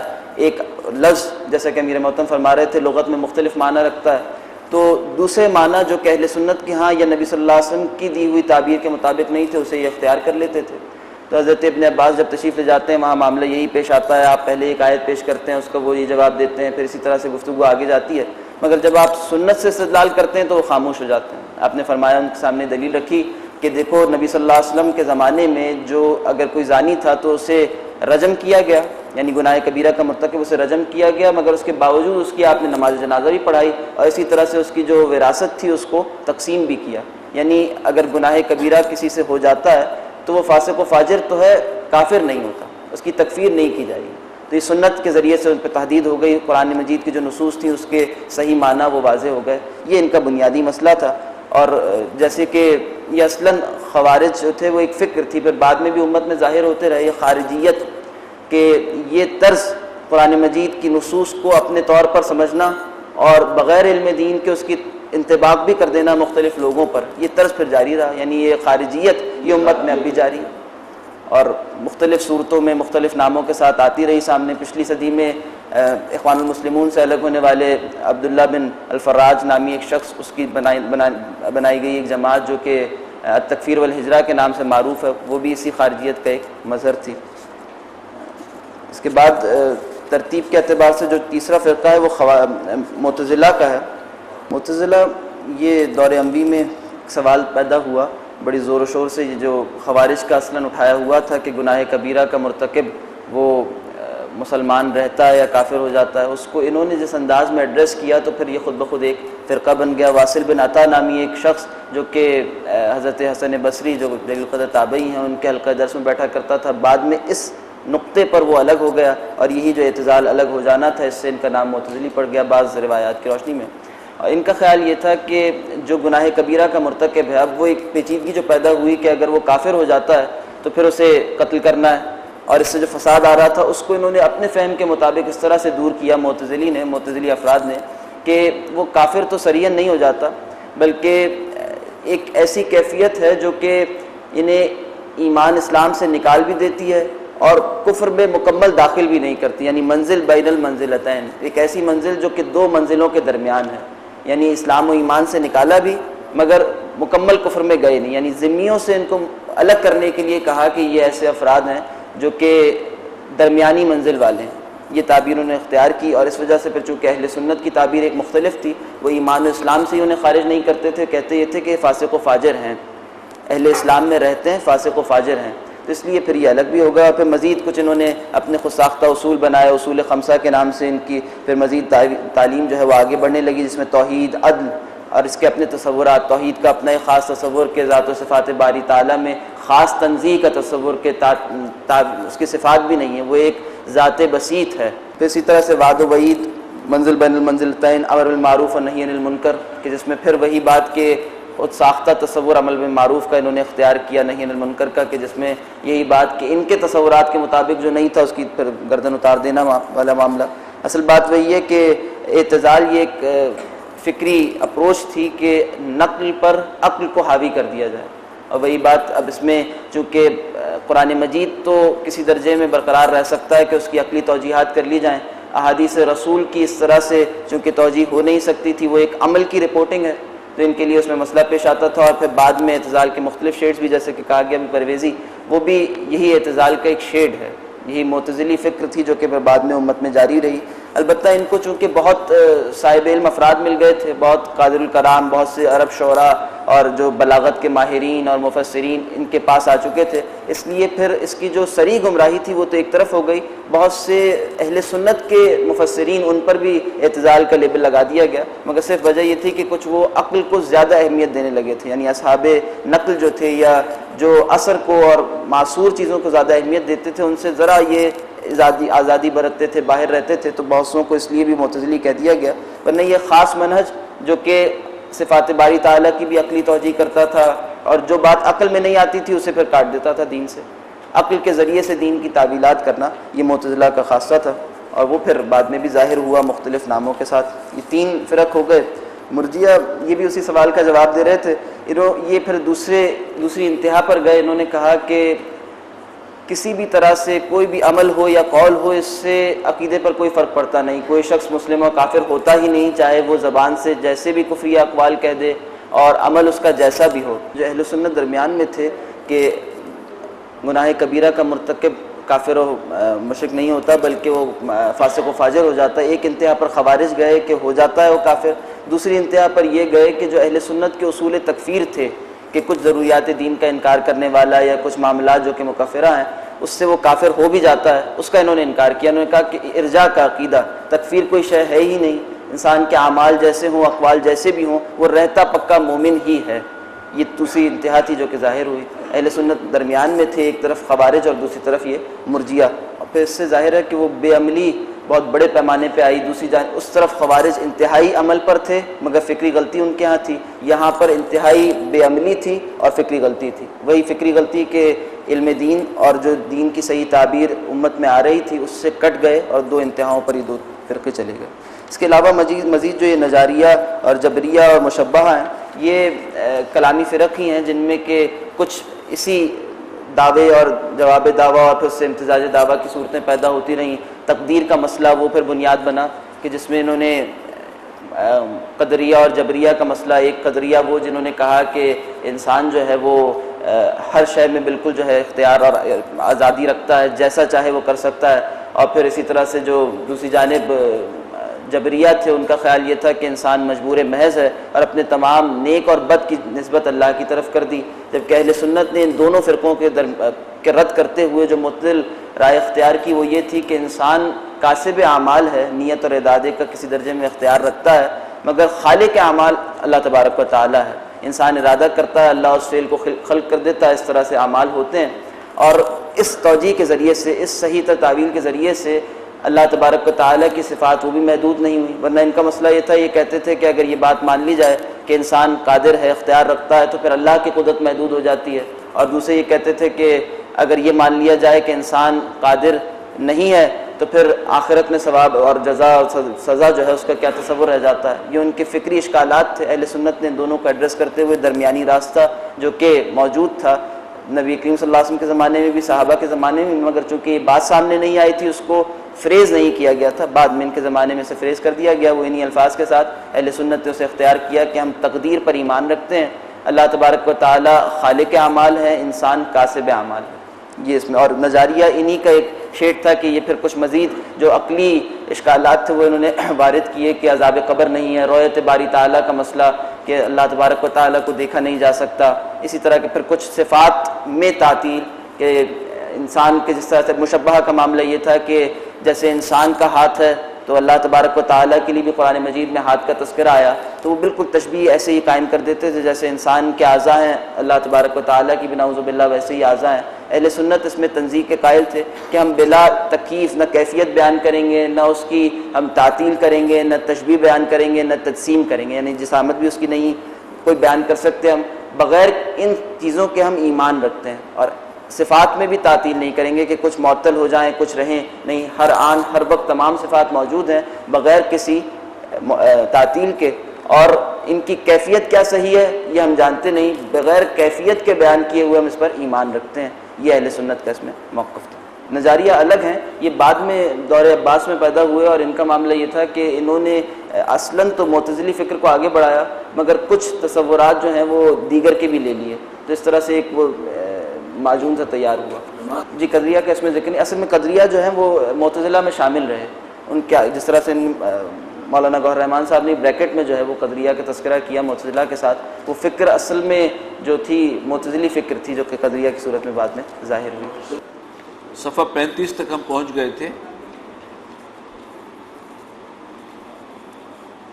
یہاں بتایا گیا کہ 8 فرقے جو ہیں وہ ہیں بنیادی، اور ان کی کچھ ذیلی شاخوں کو جب جمع کیا جائے تو بالآخر وہ 73 تک پہنچ جاتا ہے معاملہ. ان 72 فرقوں سے منسلک لوگ مجموعی طور پر بھی ہر دور میں الجماع اور السواد العظم سے منسلک مسلمانوں کے مقابلے میں 5% سے بھی کم رہے ہیں. یہ ایک بڑی حوصلہ افزا بات آئی ہے سامنے. اور مولانا گوہر رحمان صاحب لکھتے ہیں ایک ججمنٹ، اور ظاہر ہے کہ اس میں ایک ججمنٹ ہے، کچھ مائنس پلس ہو سکتا ہے، لیکن مجموعی طور پر ان کی بات جو ہے وہ انڈیکیٹ کر رہی ہے کہ ما انا علیہ واصحابی، اس کو ماننے والے دین کے معاملے میں اصل حجت نبی اکرم صلی اللہ علیہ وسلم اور صحابہ کرام ہیں. اس کو ماننے والے یہ ہے جو مین سٹریم ہے. ان کے مقابلے میں دیگر تمام فرقے جن کا ذکر ہے وہ 5% سے بھی کم رہے ہیں امت میں. پھر پڑھ لیں. ان 72 فرقوں سے منسلک لوگ مجموعی طور پر ہر دور میں الجماع اور السواد العظم سے منسلک مسلمانوں کے مقابلے میں 5% سے بھی کم رہے ہیں. اس میں ایک اصولی بات سمجھ لیجیے، اس بات کو ماننا کہ دین اصل کیا ہے اور ہمارے لیے راستہ کون سا ہے، وہ ما انا علیہ واصحابی، اس کو اصولاً تسلیم کرنے والے یہ اہل سنت والجماعہ ہیں، اور ناجیہ فرقہ اصل میں یہ ہے. لیکن اس اصول کو ماننے کے باوجود اس کے اندر دینی تصورات یا اعمال کے اندر اونچ نیچ کرنے والے لوگ، وہ اب ہر شخص کا محاسبہ الگ ہوگا. یعنی جو اس اصول کو مان کر اس کے مطابق زندگی گزارے وہ تو اللہ کے ہاں نجات پائے گا، لیکن اصول کو یہ مانتے ہوں جیسے کہ اس وقت ہمارے ہاں جو احناف ہیں، احناف میں 2 گروہ آ گئے. احناف ہی میں بریلوی بھی ہے، دیوبندی بھی ہے. یہ سب کے سب اصولی طور پر ما انا علیہ واصحابی والے دین کو ماننے کے قائل، اس قائل ہونے کے باوجود عملاً انحراف کر رہے ہوں تو پھر وہ اللہ کے ہاں ان کا معاملہ مختلف ہو جائے گا. کسی کا انحراف عمل کے اعتبار سے ہوگا، کسی کا تصورات دین کے اعتبار سے ہوگا. بات کرو تو نہیں ہم تو اسی سے متعلق ہیں، اہل سنت والجماعہ ہیں، لیکن اپنے دینی تصورات میں علیحدہ راستہ بھی نکال رہے ہیں. تو پھر یہ کہنے کو تو اہل سنت والجماعہ ہیں، حقیقت کے اعتبار سے نہیں. ہاں لیکن ان کے اندر جو لوگ شامل ہیں جیسے اہل سنت والجماعہ اس اصول کو ماننے والے ما انا علیہ واصحابی، ہمارے چاروں مکاتب فقہ، حنبلی، شافعی، مالکی، حنفی، یہ فقہی سکولز آف تھاٹ ہیں، لیکن ان کا دین ایک ہی ہے، ما انا علیہ واصحابی، اسی کا حصہ، اس لیے ایک دوسرے کو اکوموڈیٹ بھی کرتے ہیں پورے طور پر۔ کہ فقہی تفصیلات کے اندر اختلاف ہے کہیں فروعات کے اندر، اور اس کے اندر بھی اس بات کو مانتے ہیں کہ احناف بھی یہ کہیں گے کہ ہم نے کوشش کی ہے کہ صحیح تر موقف، ایک معاملے میں بہت سی احادیث ہیں اب تطبیق کرنی پڑ رہی ہے، اس میں ظاہراً تضاد بھی ہے، اب اس کے اندر کچھ اصول بنیں گے، ترجیح کی بنیاد کیا ہے، کس حدیث کو دوسری پر ترجیح دی جائے، اس کی بنیادیں کیا کیا ہیں، وہ ساری یہ اصل میں اب فقہ کا معاملہ شروع ہو گیا، تطبیق کیسے ہوگی احادیث میں اور ترجیح کی بنیاد کیا ہوگی، یہاں سے اصول وضع ہوتے ہیں۔ یہ حکمت دین ہے۔ فقہ کیا ہے؟ حکمت، تفقہ۔ اتنے سارے اقوال، جیسے کہا گیا کہ حدیث حضور صلی اللہ علیہ وسلم کے اقوال، آپ کے اعمال، آپ کی تقریر، اور صحابہ کرام کے بھی اقوال، اعمال اور تقریر، یہ سب حدیث کے ذخیرے کا حصہ ہے۔ اتنے بڑے ذخیرے میں اب اس کے اندر جو مختلف اقوال ہیں، اس میں تطبیق کیسے ہوگی، ترجیح کیسے دی جائے گی، اب اس پر ہے، اور اس کے اندر جو ہے وہ فقہاء نے کام کیا، لیکن مانتے سب ہیں ما انا علیہ واصحابی، دین تو وہی ہے، حجت وہی ہے، ہم نے وہیں سے لینا، کوئی نیا تصور اور کوئی نیا فعل ہم نے اس میں شامل نہیں کرنا، دین کا حصہ نہیں بنانا، وہی جو حضور صلی اللہ علیہ وسلم اور صحابہ کا تھا، وہ اصل دین۔ اس کو ماننے والے یہ چاروں فقہی مکاتب چار ہیں۔ اچھا، ہمارے بریلوی بھی سنن حنفی ہیں، دیوبندی بھی حنفی ہیں، اور سب اس کا حصہ ہیں۔ اہل حدیث بھی اصولاً اس کو مانتے ہیں، اب وہ بھی اس کا حصہ ہے، لیکن کوئی جو ہے ان میں سے کچھ لوگ اپنے آپ کو اہل سنت کا حصہ کہتے ہوئے بھی کہیں اختلاف کریں، کہیں الگ رستہ نکالیں، تو ظاہر بات ہے کہ ان کا معاملہ مختلف ہو جائے گا۔ وہ چاہے عمل کے اعتبار سے انحراف کر رہے ہوں، چاہے تصور دین کے اعتبار سے انحراف کر رہے ہوں، اب معاملہ ہوگا انڈیویجول کا۔ لیکن جو اس کو مانتا ہو اور اس کے مطابق زندگی گزار رہا ہے، وہ ناجیہ ہے۔ وہ حنفیوں میں سے بھی ہو سکتا ہے، وہ شافعیوں میں سے بھی ہو سکتا ہے، وہ مالکی میں سے بھی ہو سکتا ہے، وہ حنبلی میں سے بھی ہو سکتا ہے، وہ دیوبندی میں سے بھی ہو سکتا ہے، وہ اہل حدیث سے بھی ہو سکتا ہے، اور بریلوی میں سے بھی ہو سکتا ہے۔ یہ ہے اس کی اصل تطبیق۔ چنانچہ اس اصول کو ماننے والے یہ بہت بڑی تعداد ہے۔ اس اصول سے ما انا علیہ واصحابی سے انحراف کرنے والے وہ جو گمراہ فرقے ہیں، جو کہ امت میں جن کے گمراہی کے بارے میں اتفاق ہو چکا ہے کہ وہ پٹڑی سے اترے ہوئے تھے، وہ کہا گیا کہ وہ ہر دور میں 5% سے بھی کم رہے، اور آج تو سوائے شیعہ کے مذکورہ ناموں سے موسوم غالباً ایک فرقہ بھی دنیا میں موجود نہیں ہے۔ اس پہ یہ بھی سمجھ لیجئے، جب کوئی گمراہی آتی ہے یا کوئی نئی صورتحال پیدا ہوتی ہے تو شروع میں ابہام بھی ہوتا ہے، اصل معاملہ ہے کیا، اصل تصور کیا ہے، اصل جو بات کوٹ کی جا رہی ہے کہ فلاں لوگ یہ کہہ رہے ہیں یا فلاں یوں کر رہے ہیں، ان کا اصل موقف ہے کیا، وہ پوری طرح جب تک واضح نہ ہو اور اس کے بارے میں پھر علماء چھان پھٹک کے پھر ایک رائے بناتے ہیں، اس میں کچھ وقت لگ سکتا ہے۔ کچھ دیر ایسا ہے جو گرے ایریا کہلاتا ہے، کسی کی رائے میں یہ ایسا ہے، کسی کی رائے میں وہ اس کی مختلف ہے، علماء کی رائے میں اختلاف ہو سکتا ہے، لیکن یہ ہے کہ پھر جب ساری باتیں کھل کر سامنے آ جاتی ہیں اور پوری تحقیق کے بعد پھر ایک علماء ایک رائے بناتے ہیں، اس کی اصل اہمیت ہوتی ہے۔ اور جب کوئی چیز نئی شروع میں سامنے آئے، اس کے بارے میں اختلاف رائے ہو سکتا ہے، اور کوئی حتمی بات کہنی کافی مشکل ہوتی ہے، لیکن بہرحال یہ کام کہ اس کو سارا چھان پھٹک کے ان کا موقف، ان کا عمل، اس کی بنیاد، اس کا محرک، ہر چیز، یہ سارے کو چھان پھٹکنے میں ٹائم لگتا ہے۔ کام بہرحال علماء حق کا ہے، وہ پھر اس کو دیکھ کر جائزہ لے کر اور پھر رائے بنائے، اور اگر ان کے رائے کا اختلاف بھی ہے تو اب وہ آپس میں بیٹھ کے اس کو ڈسکس کرے اور پھر ایک رائے دیں۔ یہ ایک پروسیس ہے جس میں وقت لگ سکتا ہے۔ مشہور اسلامی فرقے تو آج صرف دو ہیں، ایک اہل سنت والجماعہ اور دوسرا شیعہ۔ اگرچہ جہاں تک مجھے بتایا گیا کہ ایمریٹس کے اندر، امارات میں کوئی خارجی بھی ہیں، اور دوسری طرف یہ کہ معتزلہ اس دور کے وہ ہیں کہ جو عقل کو نقل پر ترجیح دے رہے ہیں۔ سر سید نے بھی عقل کو ترجیح دی نقل پر. اس کے بعد پرویز صاحب بھی یہی کر رہے ہیں, گاندھی صاحب کا بھی مسئلہ یہ ہے, وہ عقل کو ترجیح. بنیادی مرض یہ ہے, اور جن لوگوں کا یہ بنیادی مرض ہوتا ہے وہ لازماً پھر سنت اور حدیث کے استخفاف پر کمر کس لیتے ہیں. اس کو کاٹو پھر دین کی نئی سے نئی تعبیر کرو قرآن کی. یہ ان کا ایک مشترکہ وصف, یہی پرویز نے کیا. اور عقل اور نقل کے حوالے سے پرویز کا موقف دیکھیے, عام آدمی کو تو سمجھ میں نہیں آئے گا. طلوع اسلام پرچے کے پیچھے آج بھی وہ اپنا موقف لکھتے ہیں کہ ہمارے بارے میں یہ کہنا کہ ہم حدیث کو نہیں مانتے غلط ہے, الزام ہے. ہم ہر اس حدیث کو مانتے ہیں جو قرآن سے نہ ٹکراتی ہو. ایک عام آدمی کے لیے اس سے زیادہ معقول موقف کوئی نہیں ہو سکتا. لیکن اہل علم جانتے ہیں کہ اس کے اندر کیا زہر چھپا ہوا ہے اور ٹریپ کیا ہے. وہ ٹریپ یہ ہے کہ ہم حدیث کو بھی پڑھیں گے اور اپنے ذہن سے اس کا ایک مفہوم سمجھیں گے, قرآن کی آیت کو بھی پڑھیں گے اور اپنے ذہن سے ایک مفہوم سمجھیں گے. پھر اپنے ذہن ہم اپنی عقل کو استعمال کریں گے یہ فیصلہ کرنے کے لیے کہ ٹکرا رہی ہے یا نہیں ٹکرا رہی. اور اگر ہماری عقل یہ رائے دے گی کہ ٹکرا رہی ہے تو ہم اس حدیث کو اٹھا کے پھینک دیں گے, چاہے صحاح ستہ کی 6 کی 6 کتابوں میں.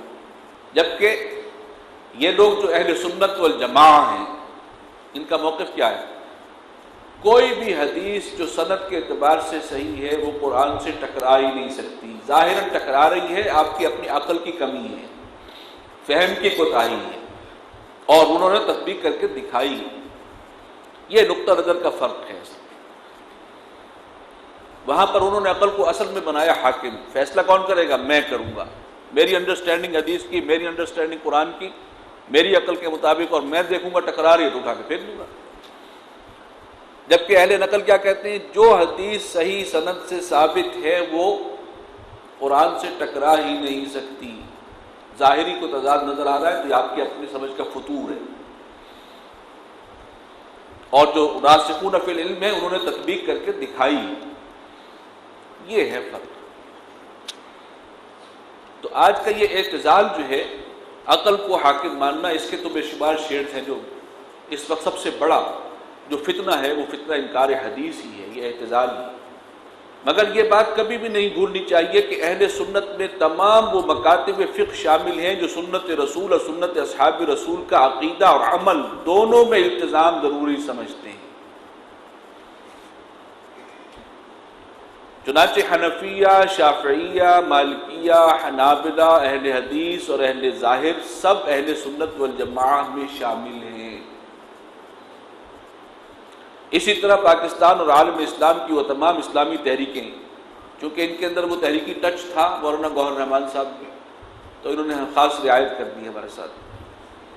اسی طرح پاکستان اور عالم اسلام کی وہ تمام اسلامی تحریکیں اور دینی تنظیمیں جو مذکورہ اصول کا احترام کرتی ہیں, ما انا علیہ واصحابی, جس نام سے بھی موسوم ہو, سب کی سب اہل سنت والجماعہ میں شامل ہیں. گویا جماعت اسلامی اس میں شامل ہو گئی. لیکن ایک جماعت المسلمین ہے, ان کے دین کی تعبیرات الگ ہے.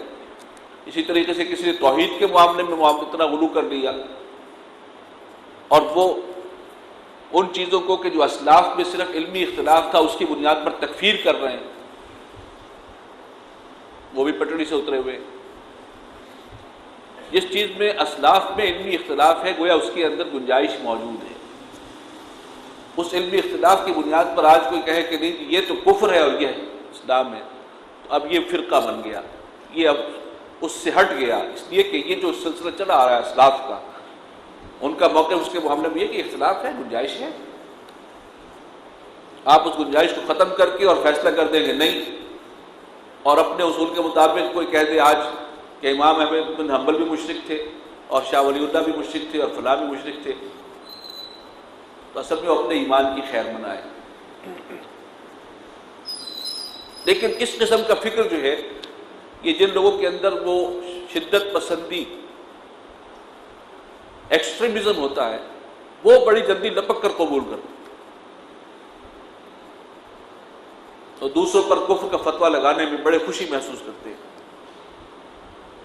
لیکن یہ بہت ایک بڑا معاملہ جو ہے، خطرناک ہے۔ تکفیر کسی کی کرنا اتنی سادہ بات نہیں ہے۔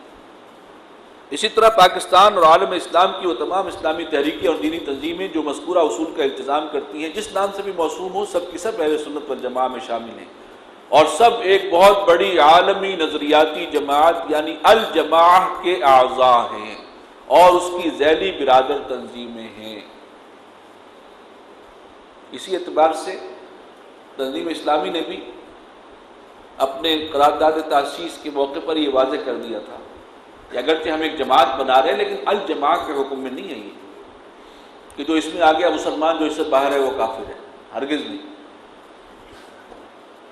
یہ سب الجماعہ کے اندر شامل ہیں جو اس اصول کے مطابق، جو اس اصول کو ماننے والے ہیں، اصولی طور پر، نظری طور پر اور عملی طور پر۔ اہل تسنن اور اہل تشیع وہ صحابہ کے اس کے اندر ان کو تفریق کر دی نا، وہ تو ایک دو صحابیوں کو مانتے ہیں، باقی صحابہ کو تو سمجھتے ہیں وہ تو کافر معاذ اللہ، وہ اہل سنت ہی نہیں ہے۔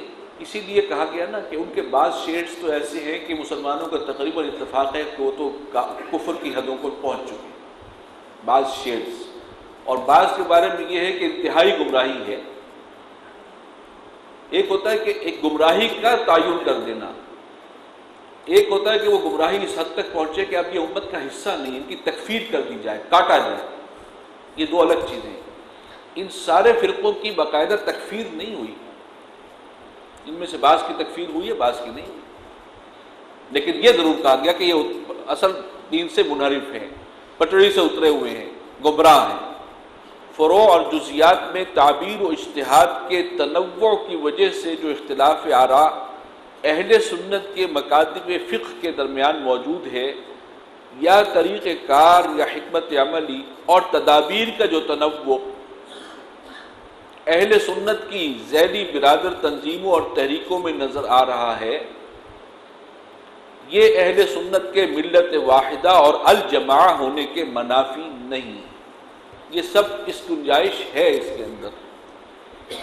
اس کے اندر جب ایک شخص زیادہ انتہا پسندی پر جا کر کہنے لگے نہیں یہ ہے ہی کفر، وہ اختلاف جو اس کی وسعت کو علماء مانتے ہوں، تو پھر یہ اب ایکسٹریمزم ہے، یہ عدم توازن ہو جاتا ہے۔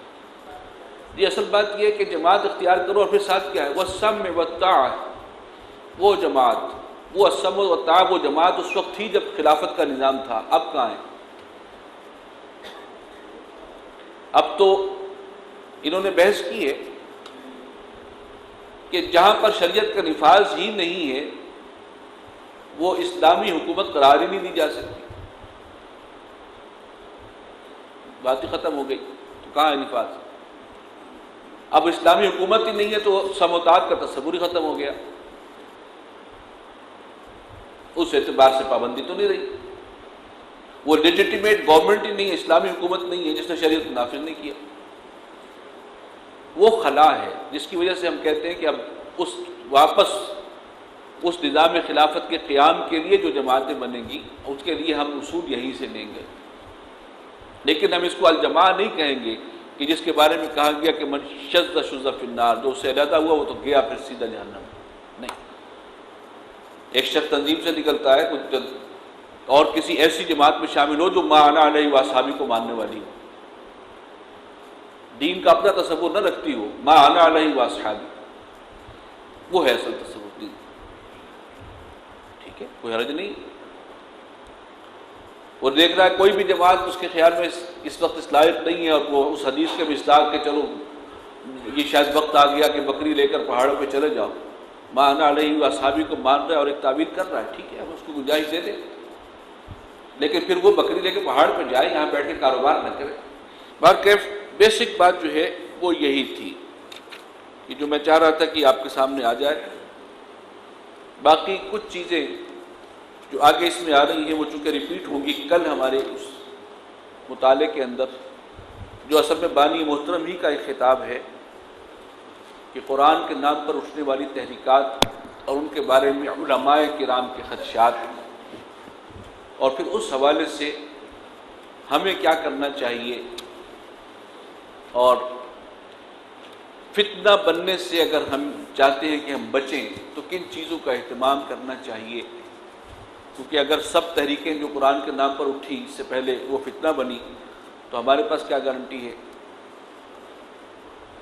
اور وہ اس کی بنیاد بھی یہی تھی کہ غامدی فتنہ سر اٹھا رہا تھا، اور اسی کی وضاحت کے لیے بانی محترم نے پھر یہ تقریر کی، اور اس کے اندر بہت سے اصولی مباحث آ گئے جو آج تک ہمارے لٹریچر کا حصہ رہے ہیں۔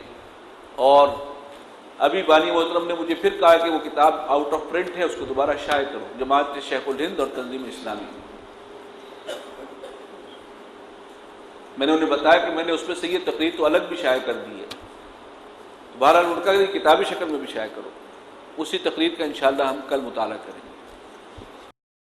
گناہوں کی عادت چھڑا میرے مولا، گناہوں کی عادت چھڑا میرے مولا، مجھے نیک انسان بنا میرے مولا۔ نحمده ونصلي على رسوله الكريم، اما بعد فاعوذ بالله من الشيطان الرجيم، بسم الله الرحمن الرحيم۔ وقالوا الحمد لله الذي هدانا لهذا وما كنا لنهتدي لولا ان هدانا الله، صدق الله العظيم۔ رب اشرح لي صدري ويسر لي امري واحلل عقدة من لساني يفقهوا قولي۔ اللہ کا بہت بہت شکر، اور یہ شکر جو ہے قلب کے جذبات، قلب کی گہرائیوں سے پوچھنا چاہیے کہ الحمدللہ کہ یہ قدر طویل فکری تربیت کا جو پروگرام تھا وہ اپنے اختتام کو پہنچا بخیر و عافیت۔ مجموعی طور پر بہت ہی انتظامی اعتبار سے بھی بہت عمدہ رہا، کچھ تھوڑی بہت اونچ نیچ اگر ہوئی بھی ہے تو وہ اس سے ہمارے پروگرام میں الحمدللہ کوئی رکاوٹ نہیں آئی۔ بنیادی طور پر یہ ایک فکری تربیت کا پروگرام تھا، اسی لیے خصوصی فکری تربیتی کورس اس کو ہم نے قرار دیا تھا، اور مبتدی اور ملتزم جو ہمارے تربیتی کورسز ہوتے ہیں، مبتدی تربیت گاہ اور ملتزم تربیت گاہ، اس سے قدرے مختلف تھا۔ وہاں پر ہماری اس تحریکی فکر کی پختگی، اس پر سارا زور ہوتا ہے۔ اقامت دین کی فرضیت، ہماری دینی ذمہ داریاں، اور اس کے حوالے سے قرآن و حدیث، اس سے جو رہنمائی ہے، اصل فوکس وہ مبتدی اور ملتزم تربیت گاہوں میں انہی چیزوں پر ہوتا ہے۔ لیکن یہ جو پروگرام تھا اس میں اس سے قدرے آگے بڑھ کر کچھ اپنی تاریخ سے آگاہی، پورے امت مسلمہ کی 1400 سالہ تاریخ پر بھی ایک نظر ڈال لی ہم نے، پھر بر صغیر پاک و ہند کی تاریخ، خاص طور پر اسلام کے مختلف دور جو آئے ہیں اسلام پر، ان کا بھی ایک جائزہ، اور امر حال جہاں ہم اس وقت ہیں اس کے حوالے سے بھی اس کا بھی ایک شعور و ادراک۔ یہ چیزیں ہیں جو اصل میں اس پروگرام کا حصہ تھیں۔ یہ مطالعاتی پروگرام بھی تھا، آپ نے دیکھا لیکچرز نہیں ہوئے۔ ایک حصہ تھا تنظیمی ڈاکٹر عبدالسمیع صاحب کے دروس کا، وہ آپ کہہ سکتے ہیں کہ لیکچرز تھے، وہ بھی ہم نے اس موقع پر شامل کر لیے۔ لیکن جو پروگرام اصل رہا ہے وہ مطالعاتی رہا، جو نہ صرف ہماری تحریکی فکر کی پختگی میں بھی ممید و معاون ہوا، بلکہ وسعت نظری اور ہمارے افق ذہنی کی وسعت کا بھی موجب بنا۔ میرا احساس تو یہ، جس سے یقیناً اس تحریکی کام کو سمجھنے اور آگے بڑھانے کے عمل میں بھی مدد ملے گی انشاءاللہ، اور معاشرے میں موجود مختلف طبقات کو سمجھنے اور خدمت دین کے نام پر فتنہ پردازی پھیلانے والے طبقات کا شعور بھی حاصل ہوا۔ اس پروگرام میں اگرچہ ایک کمی رہی، یعنی وہ ہماری پلاننگ میں تو بات پوری تھی، لیکن جو اللہ کو منظور ہوا کہ بانی محترم پورے پروگرام میں شریک نہ ہو سکے، جبکہ خود ان کی خواہش بھی تھی. اور ظاہر بات ہے کہ ان کی غیر موجودگی پہ کی وجہ سے زیادہ بوجھ مجھ پر ہی آیا، جس کے لیے میں تیار نہیں تھا، اس لیے کہ بانی محترم تو اس ارادے سے آئے تھے کہ وہ بہت کچھ ہمیں پڑھائیں گے بھی، اور جو کچھ یہاں پر پڑھا جائے گا اس میں بھی موجود رہیں گے. تو میرے لیے تو میں تو بالکل فارغ ہی تھا اس اعتبار سے، اور سہولت ہی سہولت تھی. تو بہرکیف یہ سوچ کر تو ہم یہی آئے تھے، لیکن ہوا وہ کہ جو اللہ کو منظور تھا، اور ہمیں اللہ تعالیٰ سے اس کی امید اور توقع ہے اور یقیناً کہ وہ اس کمی کو بھی ہمارے لیے کسی نہ کسی خیر کا موجب بنا دے. ایسا پروگرام چونکہ تقریباً 20-25 سال کے بعد ہو رہا ہے تنظیم میں، اور اس وقت جو موجود ہیں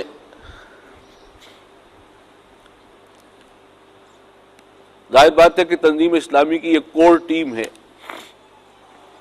امرائے حلقہ جات اور اس سے اوپر کا نظم، لیکن اس وقت موجود لوگوں میں سے عظیم اکثریت وہ ہے جن کے لیے اس نوع کا یہ پہلا پروگرام تھا.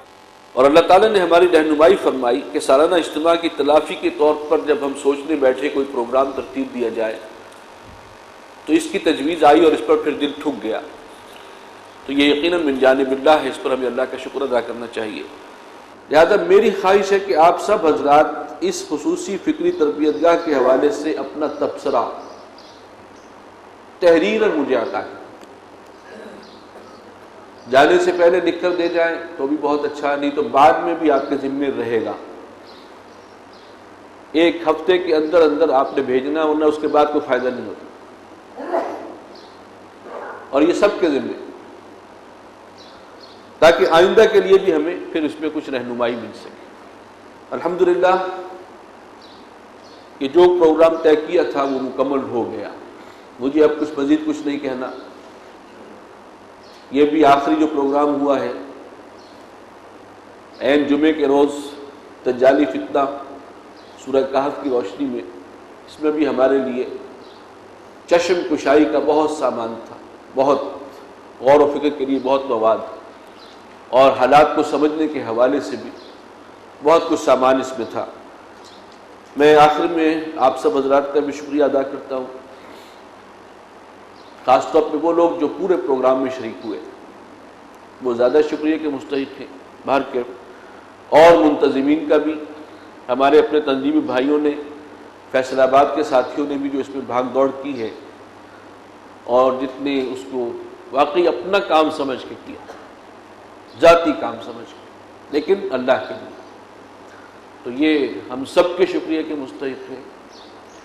اسی طرح مرکزی نہیں بلکہ انجمن خدام القرآن فیصل آباد، اسی کی اکیڈمی میں یہ پروگرام ہوا ہے، اس کے ذمہ داران بھی ہم سب کے خصوصی شکریہ کے مستحق ہیں.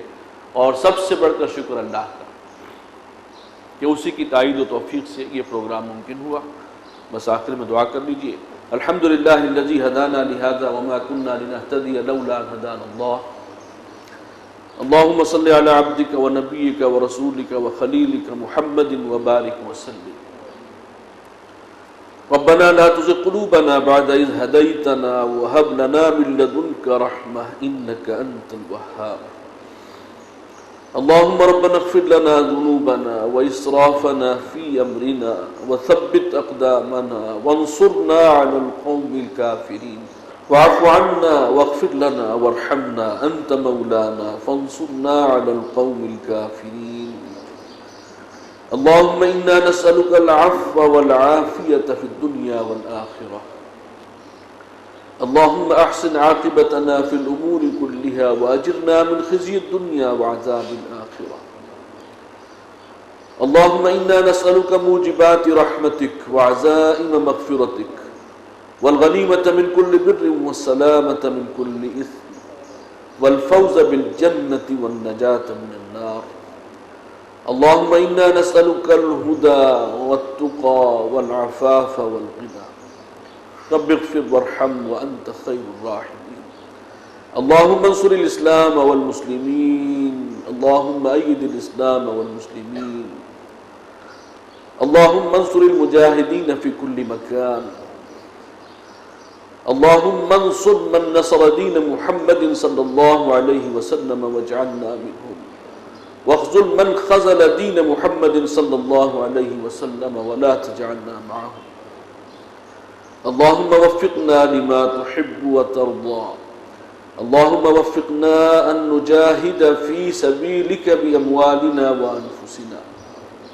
پروردگار تو ہمیں یہاں تک تو نے پہنچا دیا، اب توفیق دے کہ ہم دل و جان سے تیرے اس دین کی خدمت میں لگ جائیں، اور جو تیرا تقاضا ہے کہ سب کچھ لگا دو، جان اور مال کھپا دو. وجاہدوا فی اللہ حق جہادی، پروردگار اس تقاضے پر پورا اترنے کی توفیق عطا فرما. اللہم ارزقنا شہادتا فی سبیلک، پروردگار شہادت کی موت نصیب فرما. اللہم ارحمنا بالقرآن العظیم واجعلہ لنا اماما ونورا وہدا ورحمہ. اللہم ذکرنا منہ ما نسینا وعلمنا منہ ما جہلنا وارزقنا تلاوته آناء الليل وأطراف النهار واجعله لنا حجة يا رب العالمين. اللهم اجعل القرآن ربيع قلوبنا ونور صدورنا وجلاء أحزاننا وذهاب همومنا وغمومنا.